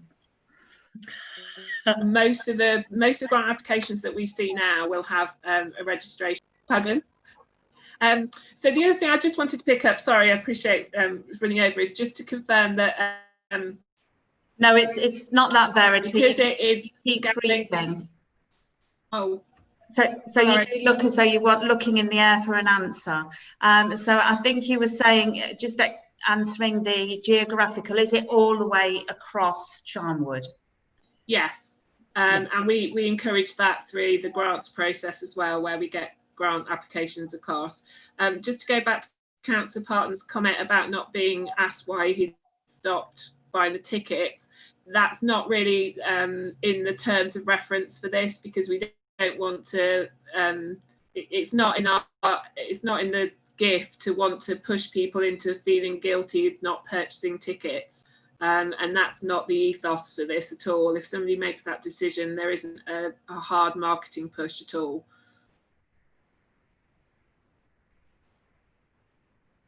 You're on mute. Councillor Harper-Davis, would you like to come back and sum it up, please? I've got no. Oh, I have. Sorry, I've got Councillor Hamilton. Yeah, just a very quick question. And I think because you've answered a lot of the kind of questions I actually had already. You have a target of 1,000 weekly ticket sales, and then of course kind of COVID has come along and there's been an effect on that. Do you actually have, although you've got a target, do you actually have a growth strategy to get there, and have you kind of revisited that in the light of what might have happened in COVID? So basically, is there a kind of growth strategy of how you get up to that 1,000? Yeah, we've been looking at comms plans for that, and as I say, we're going to look. Not all the groups that we work with, unfortunately, have the sort of technology to do an event like this, but where we can do some Zoom training, things like that. Now things have calmed down across the board, and we're getting back into a bit more of normality in Curtis. We can do that as a team. We've just done a big Charnwood grants, the COVID grants, so that's taken up a lot of our time, but now that's in place and moving forward, this will be an area of focus for us as well. Thank you. Thank you very much. Councillor Harper-Davis. Yes, thank you, Chair. I just put in the comments, actually, I wouldn't feel comfortable for us to hassle people, or the community groups to hassle people to re-sign, because if they've terminated their sort of commitment to subscribe to the lottery, then that's their choice, and I wouldn't feel comfortable at all with that. So I'm really pleased Verity said that it's not within our gift to do that, and I would support that. I don't really think it's a matter of summing up, but I guess it's just taking the comments forward to Thursday's cabinet meeting. Thank you, Chair. Oh, you're on mute, Chair. Hello. Hello. Yes. Found it. Thank you very much for that. And I suppose at the end of the day, is it worth doing it? And yes, it is. We can see all the list on the papers of the community groups that do benefit from this. And as you say, I did think myself that COVID might make the ticket sales fall lower than they have. So it's quite good news, and it's something to work on, and look forward. So thank you very much. So are there any more councillors that would like to speak on this? No, right. I would like to ask the committee members if they support the recommendations that are set out on the report of the head of for the head of neighbourhood and communities on page 66 of their agendas. I will ask the councillors individually. Councillor Bolton, you're there and ready. Yep, I'm happy with the recommendation. Councillor Brooks. Yeah, I support the recommendation as well. Thank you. Councillor Grimley. Thank you, Chair. I support the recommendations as well. Thank you. Councillor Harsh-Nicolau. Thank you, Chair. I support the recommendation. Councillor Hamilton. Thank you, Chair. Yes, I support the recommendations. Councillor Parton. I support the recommendations, Chair. Thank you very much. Right. Thanks very much to those officers and to Councillor Lee Harper-Davis. Right, the next item is item 9. Chair, before you move on, I do believe that Councillor Parton did make a recommendation about looking at the communication to supporters. I don't know whether you wish to include that in the minutes. Yes, I would like to include that if it's a recommendation, and it was. I do apologise, Councillor Parton. If you could include that into the minutes, Nikki. Yes, we will do so. Thank you. Thank you very much indeed. Thank you. Thank you, Nikki. Right, moving on to 9.6, Public Space Protection Order in Loughborough Town Centre. This is on pages 75. Councillor Harper-Davis, you are on for this, and Julie Robinson. Can you introduce the report? Thank you. Yes, thank you, Chair. I'm hoping this report will be fairly straightforward. What we're looking to do is seek approval from Cabinet to extend the current public spaces order for Loughborough Town Centre for a further 3-year period from October 2020 this year, when that's actually due to expire. The report provides a detail about the legislation regarding the PCSPO and the background about the current PSPOs in the Loughborough Town Centre. Thank you. Thank you. Julie Robinson, would you like to say anything? Just to say that I've got Tim McCabe, Community Safety Manager, with me tonight to answer any technical questions you might have. Technical questions, like how many units? That's always technical for me. Right. And how to get onto the full screen, that's also technical, but that's not quite probably the question for you, Tim. I would like to ask the first question, if that's all right. It's on page 76. It's the risk management on there. This is just a part of clarification, really, for me to understand these things. So you've got the risk identified, which is the first one. That approval is not given to extend the PCPO, and therefore it would cease on the 20th. So the overall risk to that is low, because, well, it's a no-brainer, isn't it? It's worked, and so the overall risk is low. But then the next one, it's failure to go through due process and consultation could lead to legal challenges on the validity of the PSPO, and that is moderate. Could you sort of explain to me what I've just said? if you understand, why is one low and the other's moderate? Surely we know that we are legal anyway, do we not? Through you, Chair, we do, yes. But we have to recognise that there could be a legal challenge. So anybody could bring a legal challenge that we haven't. So we know full well that we have been robust in our consultation, that we have done everything that's required from us legally. So that doesn't stop somebody being able to challenge us and taking us to court to legally challenge the necessity of the PSPO. So it's unlikely, given what we hear from elsewhere, and the fact that we've had positive support throughout the consultation from people that have responded in relation to supporting it. But we have to recognise that it is possible.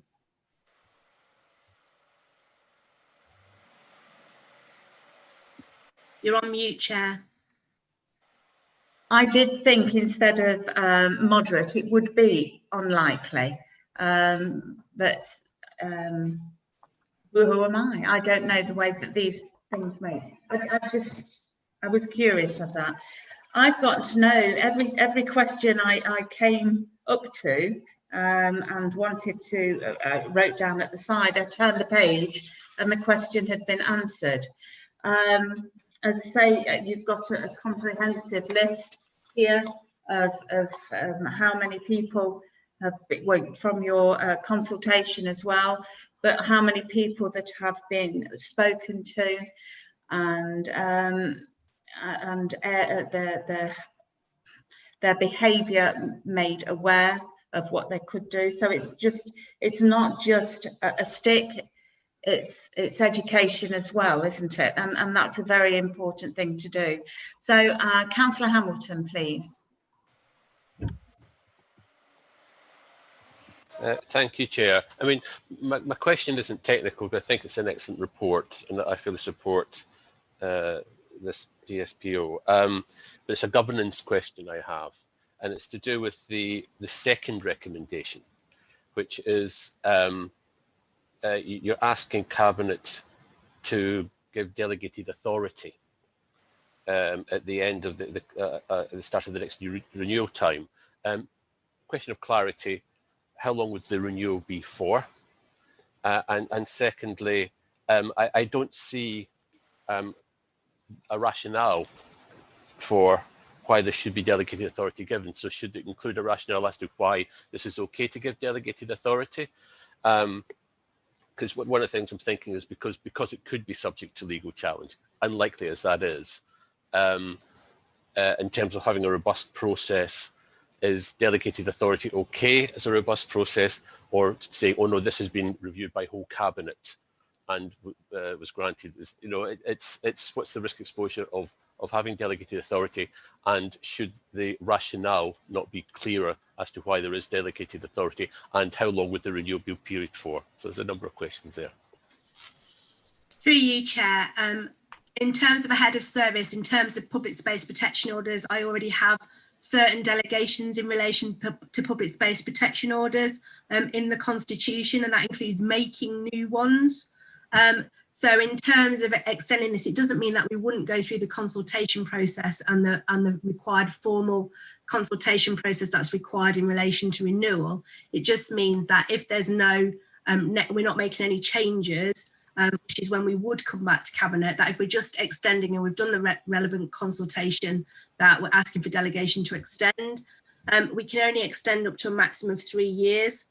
And the norm is that we would do it for 3 years like this time, but we would review it in terms of the lead up to next time, and that's what we did this time in terms of with our internal partners and external partners, asking, you know, all the questions about, do we still think it's necessary, do we still think it's proportionate, do we think we need to extend it anywhere, and then let's go out and ask people what they think as well.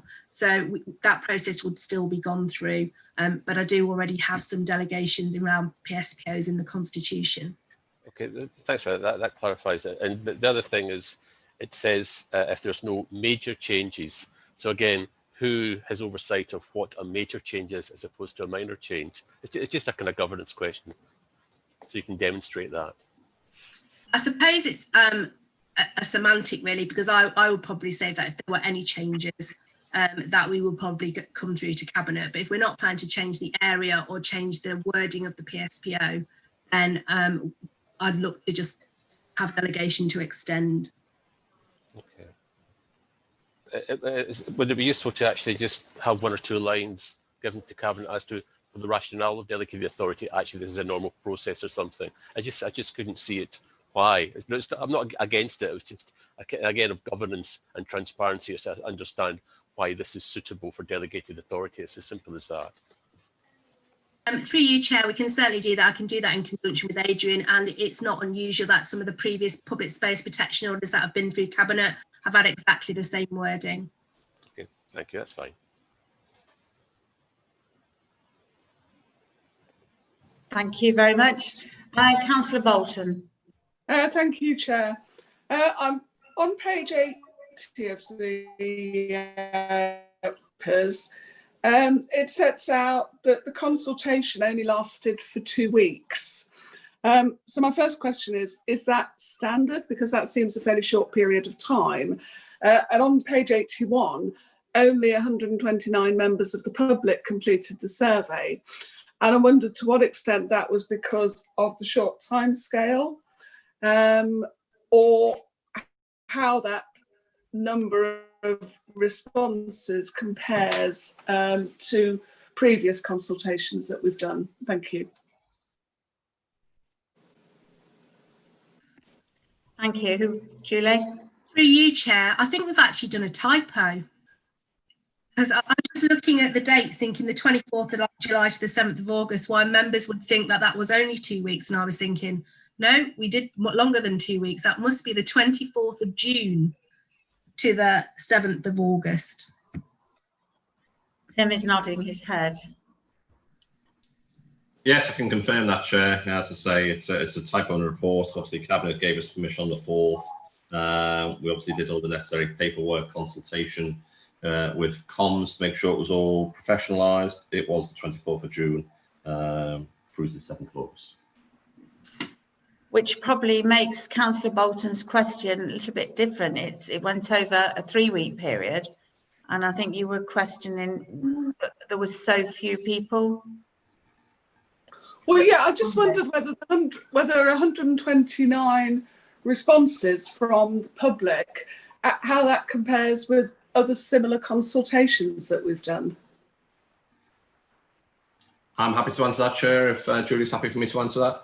Thank you. Yes, thank you. I think in the world of community safety, we seek to consult on a regular basis with our community. I think on a par, 129 is relatively stable. I always find it quite disappointing, if I'm honest. When I looked at it, one of the disappointing factors was the lack of businesses that replied.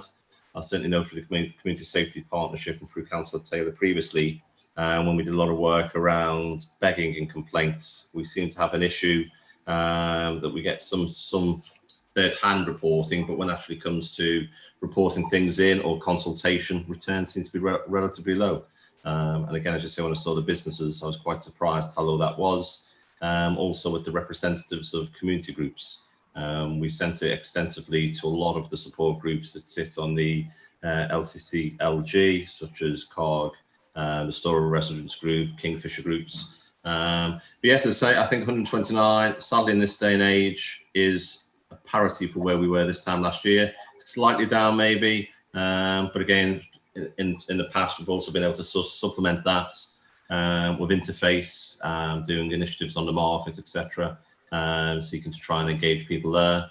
But now, as I say, with the number of weeks it was out, one would hope for more, but regrettably, that is on a par, I would suggest, with what we've had previously. Through you, Chair, just to clarify, it was out for 6 weeks. And I think in terms of that, I think what also happens is some of the partners that Tim referenced. So in terms of the bid, we've had ongoing regular dialogue with the bid and businesses through them, feedback through the bid.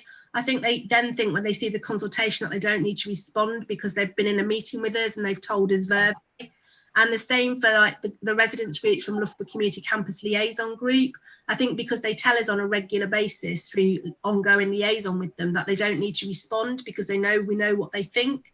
And I think that's part the disappointing side, but from everybody we've spoken to outside of the consultation process on a one-to-one, they've been supportive of the extension. They see that it's a tool in the armoury to tackle this kind of ASB.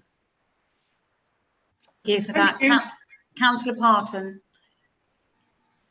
I've got a question for Tim, please. It's technical. We had a lot of problems in Southfields Ward regarding drug taking, lots of alcohol being used and recreational drugs being taken as well as sold. And I remember speaking with one of the officers from the ASB team who informed me and asked me for my support to apply for the civil injunction that included Southfields Park. I'm looking at page 81 for all the members of the committee. So what are the differences between the PSPO which sits on this map and the civil injunction area, and what were the criteria that led you to decide not to include Southfields Park in the area but keep it as the civil injunction area? What were the criteria that you used? That's the first question, then I'll come back to my second point. Okay, for yourself, Chair, for clarity, public space protection orders by statute place restrictions on every single person of the community who enter into that designated zone.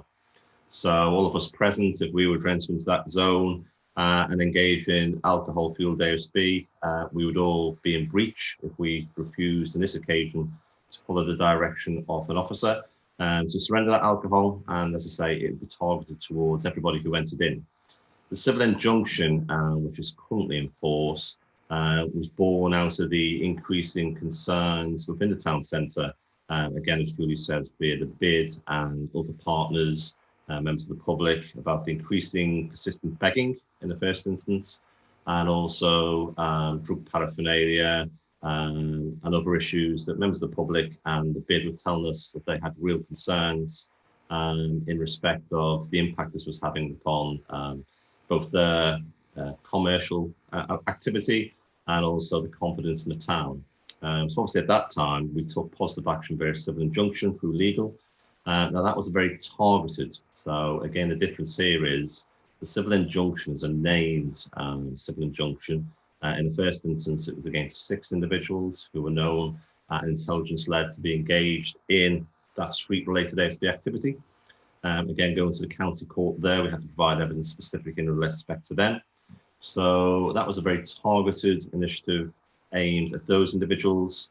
Over the time, that has increased. Again, the civil injunction had an impact initially with some of those, but hence why the designated zone of the civil injunction was further expanded to include Southfields Park, because again, we had some issues of known individuals who were utilising that, be that predominantly around drugs. I think, you know, the two things, the two separate orders are both effective in their own way. I think the public space protection order is really useful for officers in terms of that transient noise, the alcohol-fueled ASB, in a way that actually the civil injunction is really useful for targeted action against known perpetrators, persistent prolific drug users, stroke, beggars, etc. So the two are civil injunction, civil orders, but again, totally different. The PSPO, as I say, is targeted towards every member of the community who enters that zone. Civil injunction is targeted towards known offenders. That's the technical difference. If that answers so far, Ted, what you're looking for? It does. I don't think anybody will be in any doubt who lives in Loughborough or follows the issues that Loughborough have regarding transient noise, predominantly from the student community. So to say there's 100% support for the reenaction of the zone that covers the streets. However, I would ask how I am to support this when Southfields Park hasn't been included in, given that the historical issues, and if you could help to see what options there are to take a tighter grip on Southfields Park. Yeah, I think ultimately, again, for yourself, Chair, obviously the CSP created the Loughborough Central Delivery Group. Obviously, yourself, Ted, you're aware of that group. I think you actually fed into that group on many occasions. So that is specifically a multi-agency task and finish group that's always going to be in situation to tackle those issues that we know are occurring. Currently, as I say, Southfield Park features within that multi-agency setting. Clearly, the police are targeting, I think they even have a problem management profile for Southfield Park. As I say, for us, it's about proportionality and necessity test. You know, for the community safety stroke CBC to go to county court, it all has to be evidence-based. And again, I totally appreciate as the ward councillor, you're doing your job to good effect by raising your concerns. I think ultimately, you know, further down the line, if the Loughborough Central Delivery Group, through consultation with people like yourself, thought there was a need for a public space protection order, then again, as I've often said to Inspector Bott, there's a clear structure for him to follow. He needs to go and obtain the evidence through the joint action group. If that evidence is supportive and detailed, recorded sentinel records, crime records, etc., then he can follow and has the, you know, as me and Julie have spoken to him very often, that's in his gift to do. Currently, I think from his perspective as a local policing commander, he doesn't see a public space protection order as the right tool for what he has in Southfields Park. But as I say, on the agenda currently is that location at the Loughborough Central Delivery Group. So I, again, suggest that that needs to be fed in if you have real concerns about the patrolling of that. But as I said at the moment, I think it's the proportionality necessity test that overrides everything that we need to take to account to court. And currently, I don't think it would go as far to possibly suggest that PSPO, which would hit everybody who went into that park, would probably be the most proportionate at the moment. Not to say it wouldn't be in the future. Through you, Chair, just like to add to that. So, Councillor Parton, that's part of the reason that we extended the civil injunction map to cover the Southfields Park, because of the nature and type of antisocial behaviour that was taking place in Southfields. We amended the map associated with the civil injunction to cover Southfields Park. So that's the order that we would use to tackle the antisocial behaviour that we're aware of in Southfields Park. But the type of antisocial behaviour associated with the PSPO is not the sort of antisocial behaviour that's connected with the PSPO. So we've got the civil injunction to cover Southfields Park. Well, thank you very much for explaining that. I will be supporting this because this gives relevant people the power to be able to go to an upcoming meeting, which is mentioned in this report, the Loughborough Campus and Community Liaison Group, regarding the seizures of alcohol, because there's a figure of 1,118 vessels of alcohol seized. There are swathes in this area where alcohol is not seized. So the council have done their job in implementing the PSPO, and I'm sure that we will support that. I know I will. And it's now a case of moving on to the next stage, which is actually getting the enforcement implemented. And I appreciate that actually lies within other remits out of this committee. You've done your job. So thank you very much. And thank you, Chair. Thank you. Councillor Bolton, your hand's up. Is it remaining up from last time, or did you want to come back? I don't think it's been taken down. Okay. All right then. Councillor Lee Harper-Davis, would you like to finish the discussion on this paper, please? I'm really looking to take your comments forward to Cabinet on Thursday, and obviously what Cabinet will do. But really, it's quite clear. What we're trying to do is extend the PCSO PO for another 3 years. Thank you. Thank you very much. My son is 27, and last week I had to, he's married with a family, etc.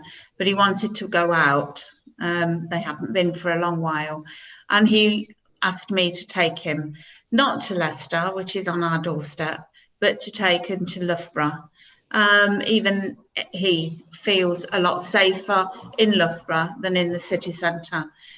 So I think anything we can do to encourage the nighttime economy back into there, but encourage it to be safe. So, right, any other committee members would like to say anything? No? Right. I want to ask you if you could support the recommendations with the added words to recommendation 2. Nikki, have you got those words, please? I think I'm going to defer to my colleague Sally on this one. Okay, thank you, Sally. Can I ask Councillor Hamilton to confirm the words that he wanted adding in? It was simply to give Cabinet the rationale as to why this is suitable for delegated authority, even if it's simply this is consistent with previous decisions. So have a rationale in there. Are you all right with that, Sally? Yes. Okay. Right, so I'm going to ask each individual councillor if they'll support the recommendations with the added wording of getting the rationale in for why why the recommendation is recommended. That was it, wasn't it, Councillor Hamilton, or have I just talked myself round? So, Councillor Bolton. I support both recommendations. Thank you. Councillor Brooks. Yeah, I support both recommendations as well. Councillor Grimley.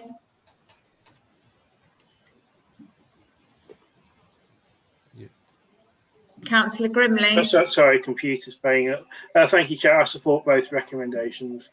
Councillor Nicolau. Thank you, Chair. I support the recommendation. Thank you. Councillor Hamilton. Thank you, Chair. I support both recommendations. Councillor Parton.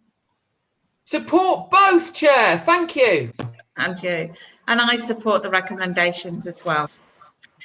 Right. Thank you very much to Julie, and I'm trying to think of your name as well, for goodness sake. But thank you very much for attending today. And Tim, that's it. No, austerity. That's it. Thank you very much for attending today. Thank you. Right, we'll go on to item 10, pre-decision scrutiny. and the Cabinet response. Adrian, could you introduce this report, please, to note? Yeah, this is just the regular report that the Commission gets back from Cabinet, summarising their responses to items that you selected for pre-decision scrutiny recently, and we're asking you to note the report. The report is noted. Do I have to ask the councillors for this? It doesn't say so on there. I think, Chair, if you give anybody who objects the opportunity to speak, otherwise assume that they're happy. Okay, I've no hands up, so I'm assuming that everybody is happy. Item 11, Scrutiny Commission Work Programme. You'll find that on page 98. Adrian, over to you again.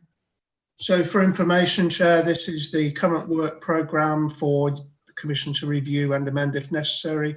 It's also the chance, early doors chance for you to select any upcoming items from Cabinet forward plan that you may wish to pencil in for pre-decision scrutiny at the next meeting. Thank you. So if you turn to pages 98 onwards, please. That was the forward plan.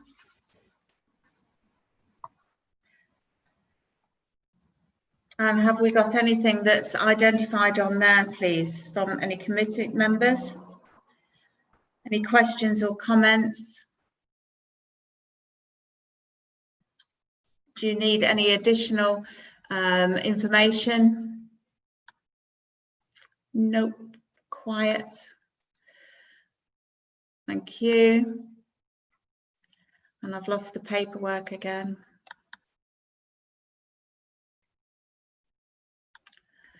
Okay. Well, confirm that members note the Scrutiny Commission's work programme. Have you all noted the work programme? Do you know, I did think I was getting the hang of Zoom. I really did think I was getting the hang of Zoom. And I'm definitely next time having two screens up so that I've got the running order on one screen and your lovely faces on the other screen, and I'll probably be able to cope then. So the only thing that I've identified on the work programme coming forward is the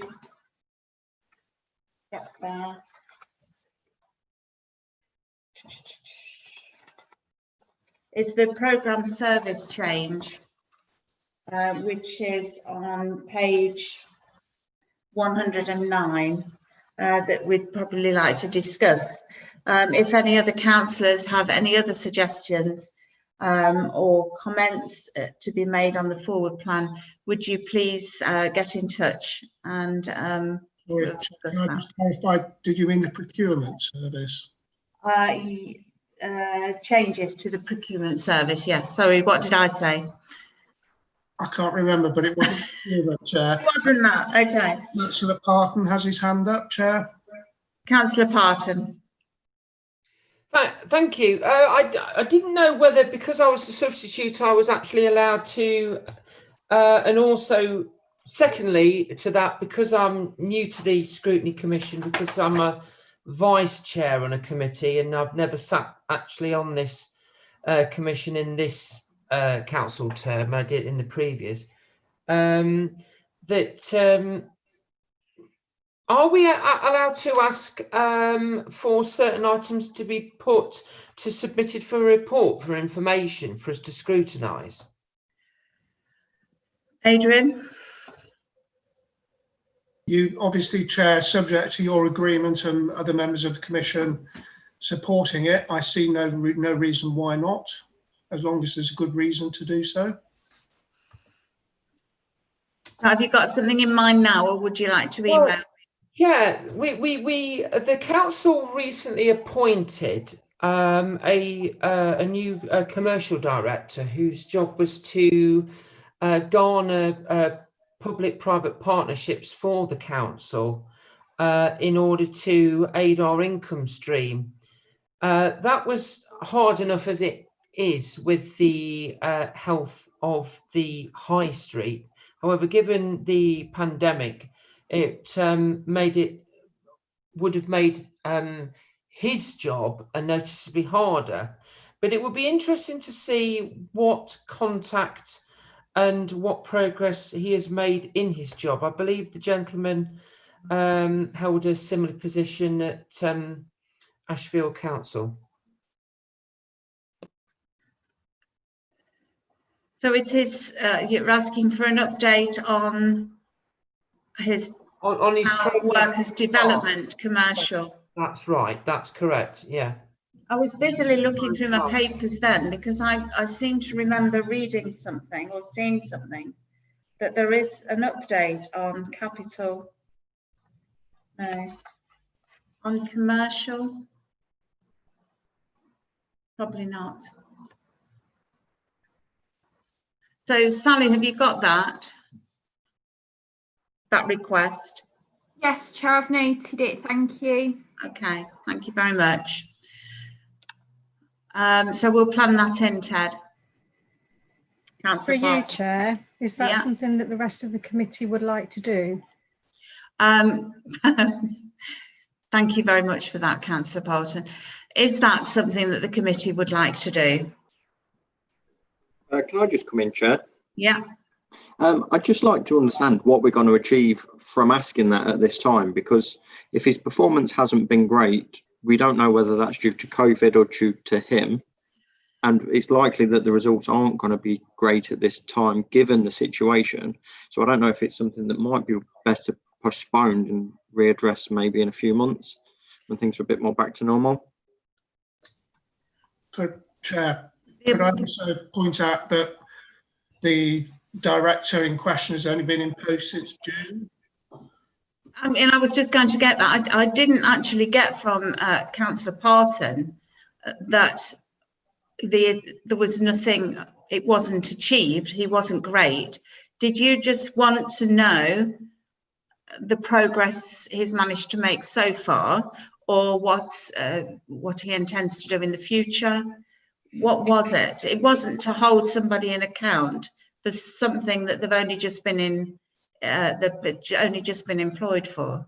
It's a question of past his expertise and what he's looking to do, present work streams he's engaging on. I mean, we're obviously not going to be involved.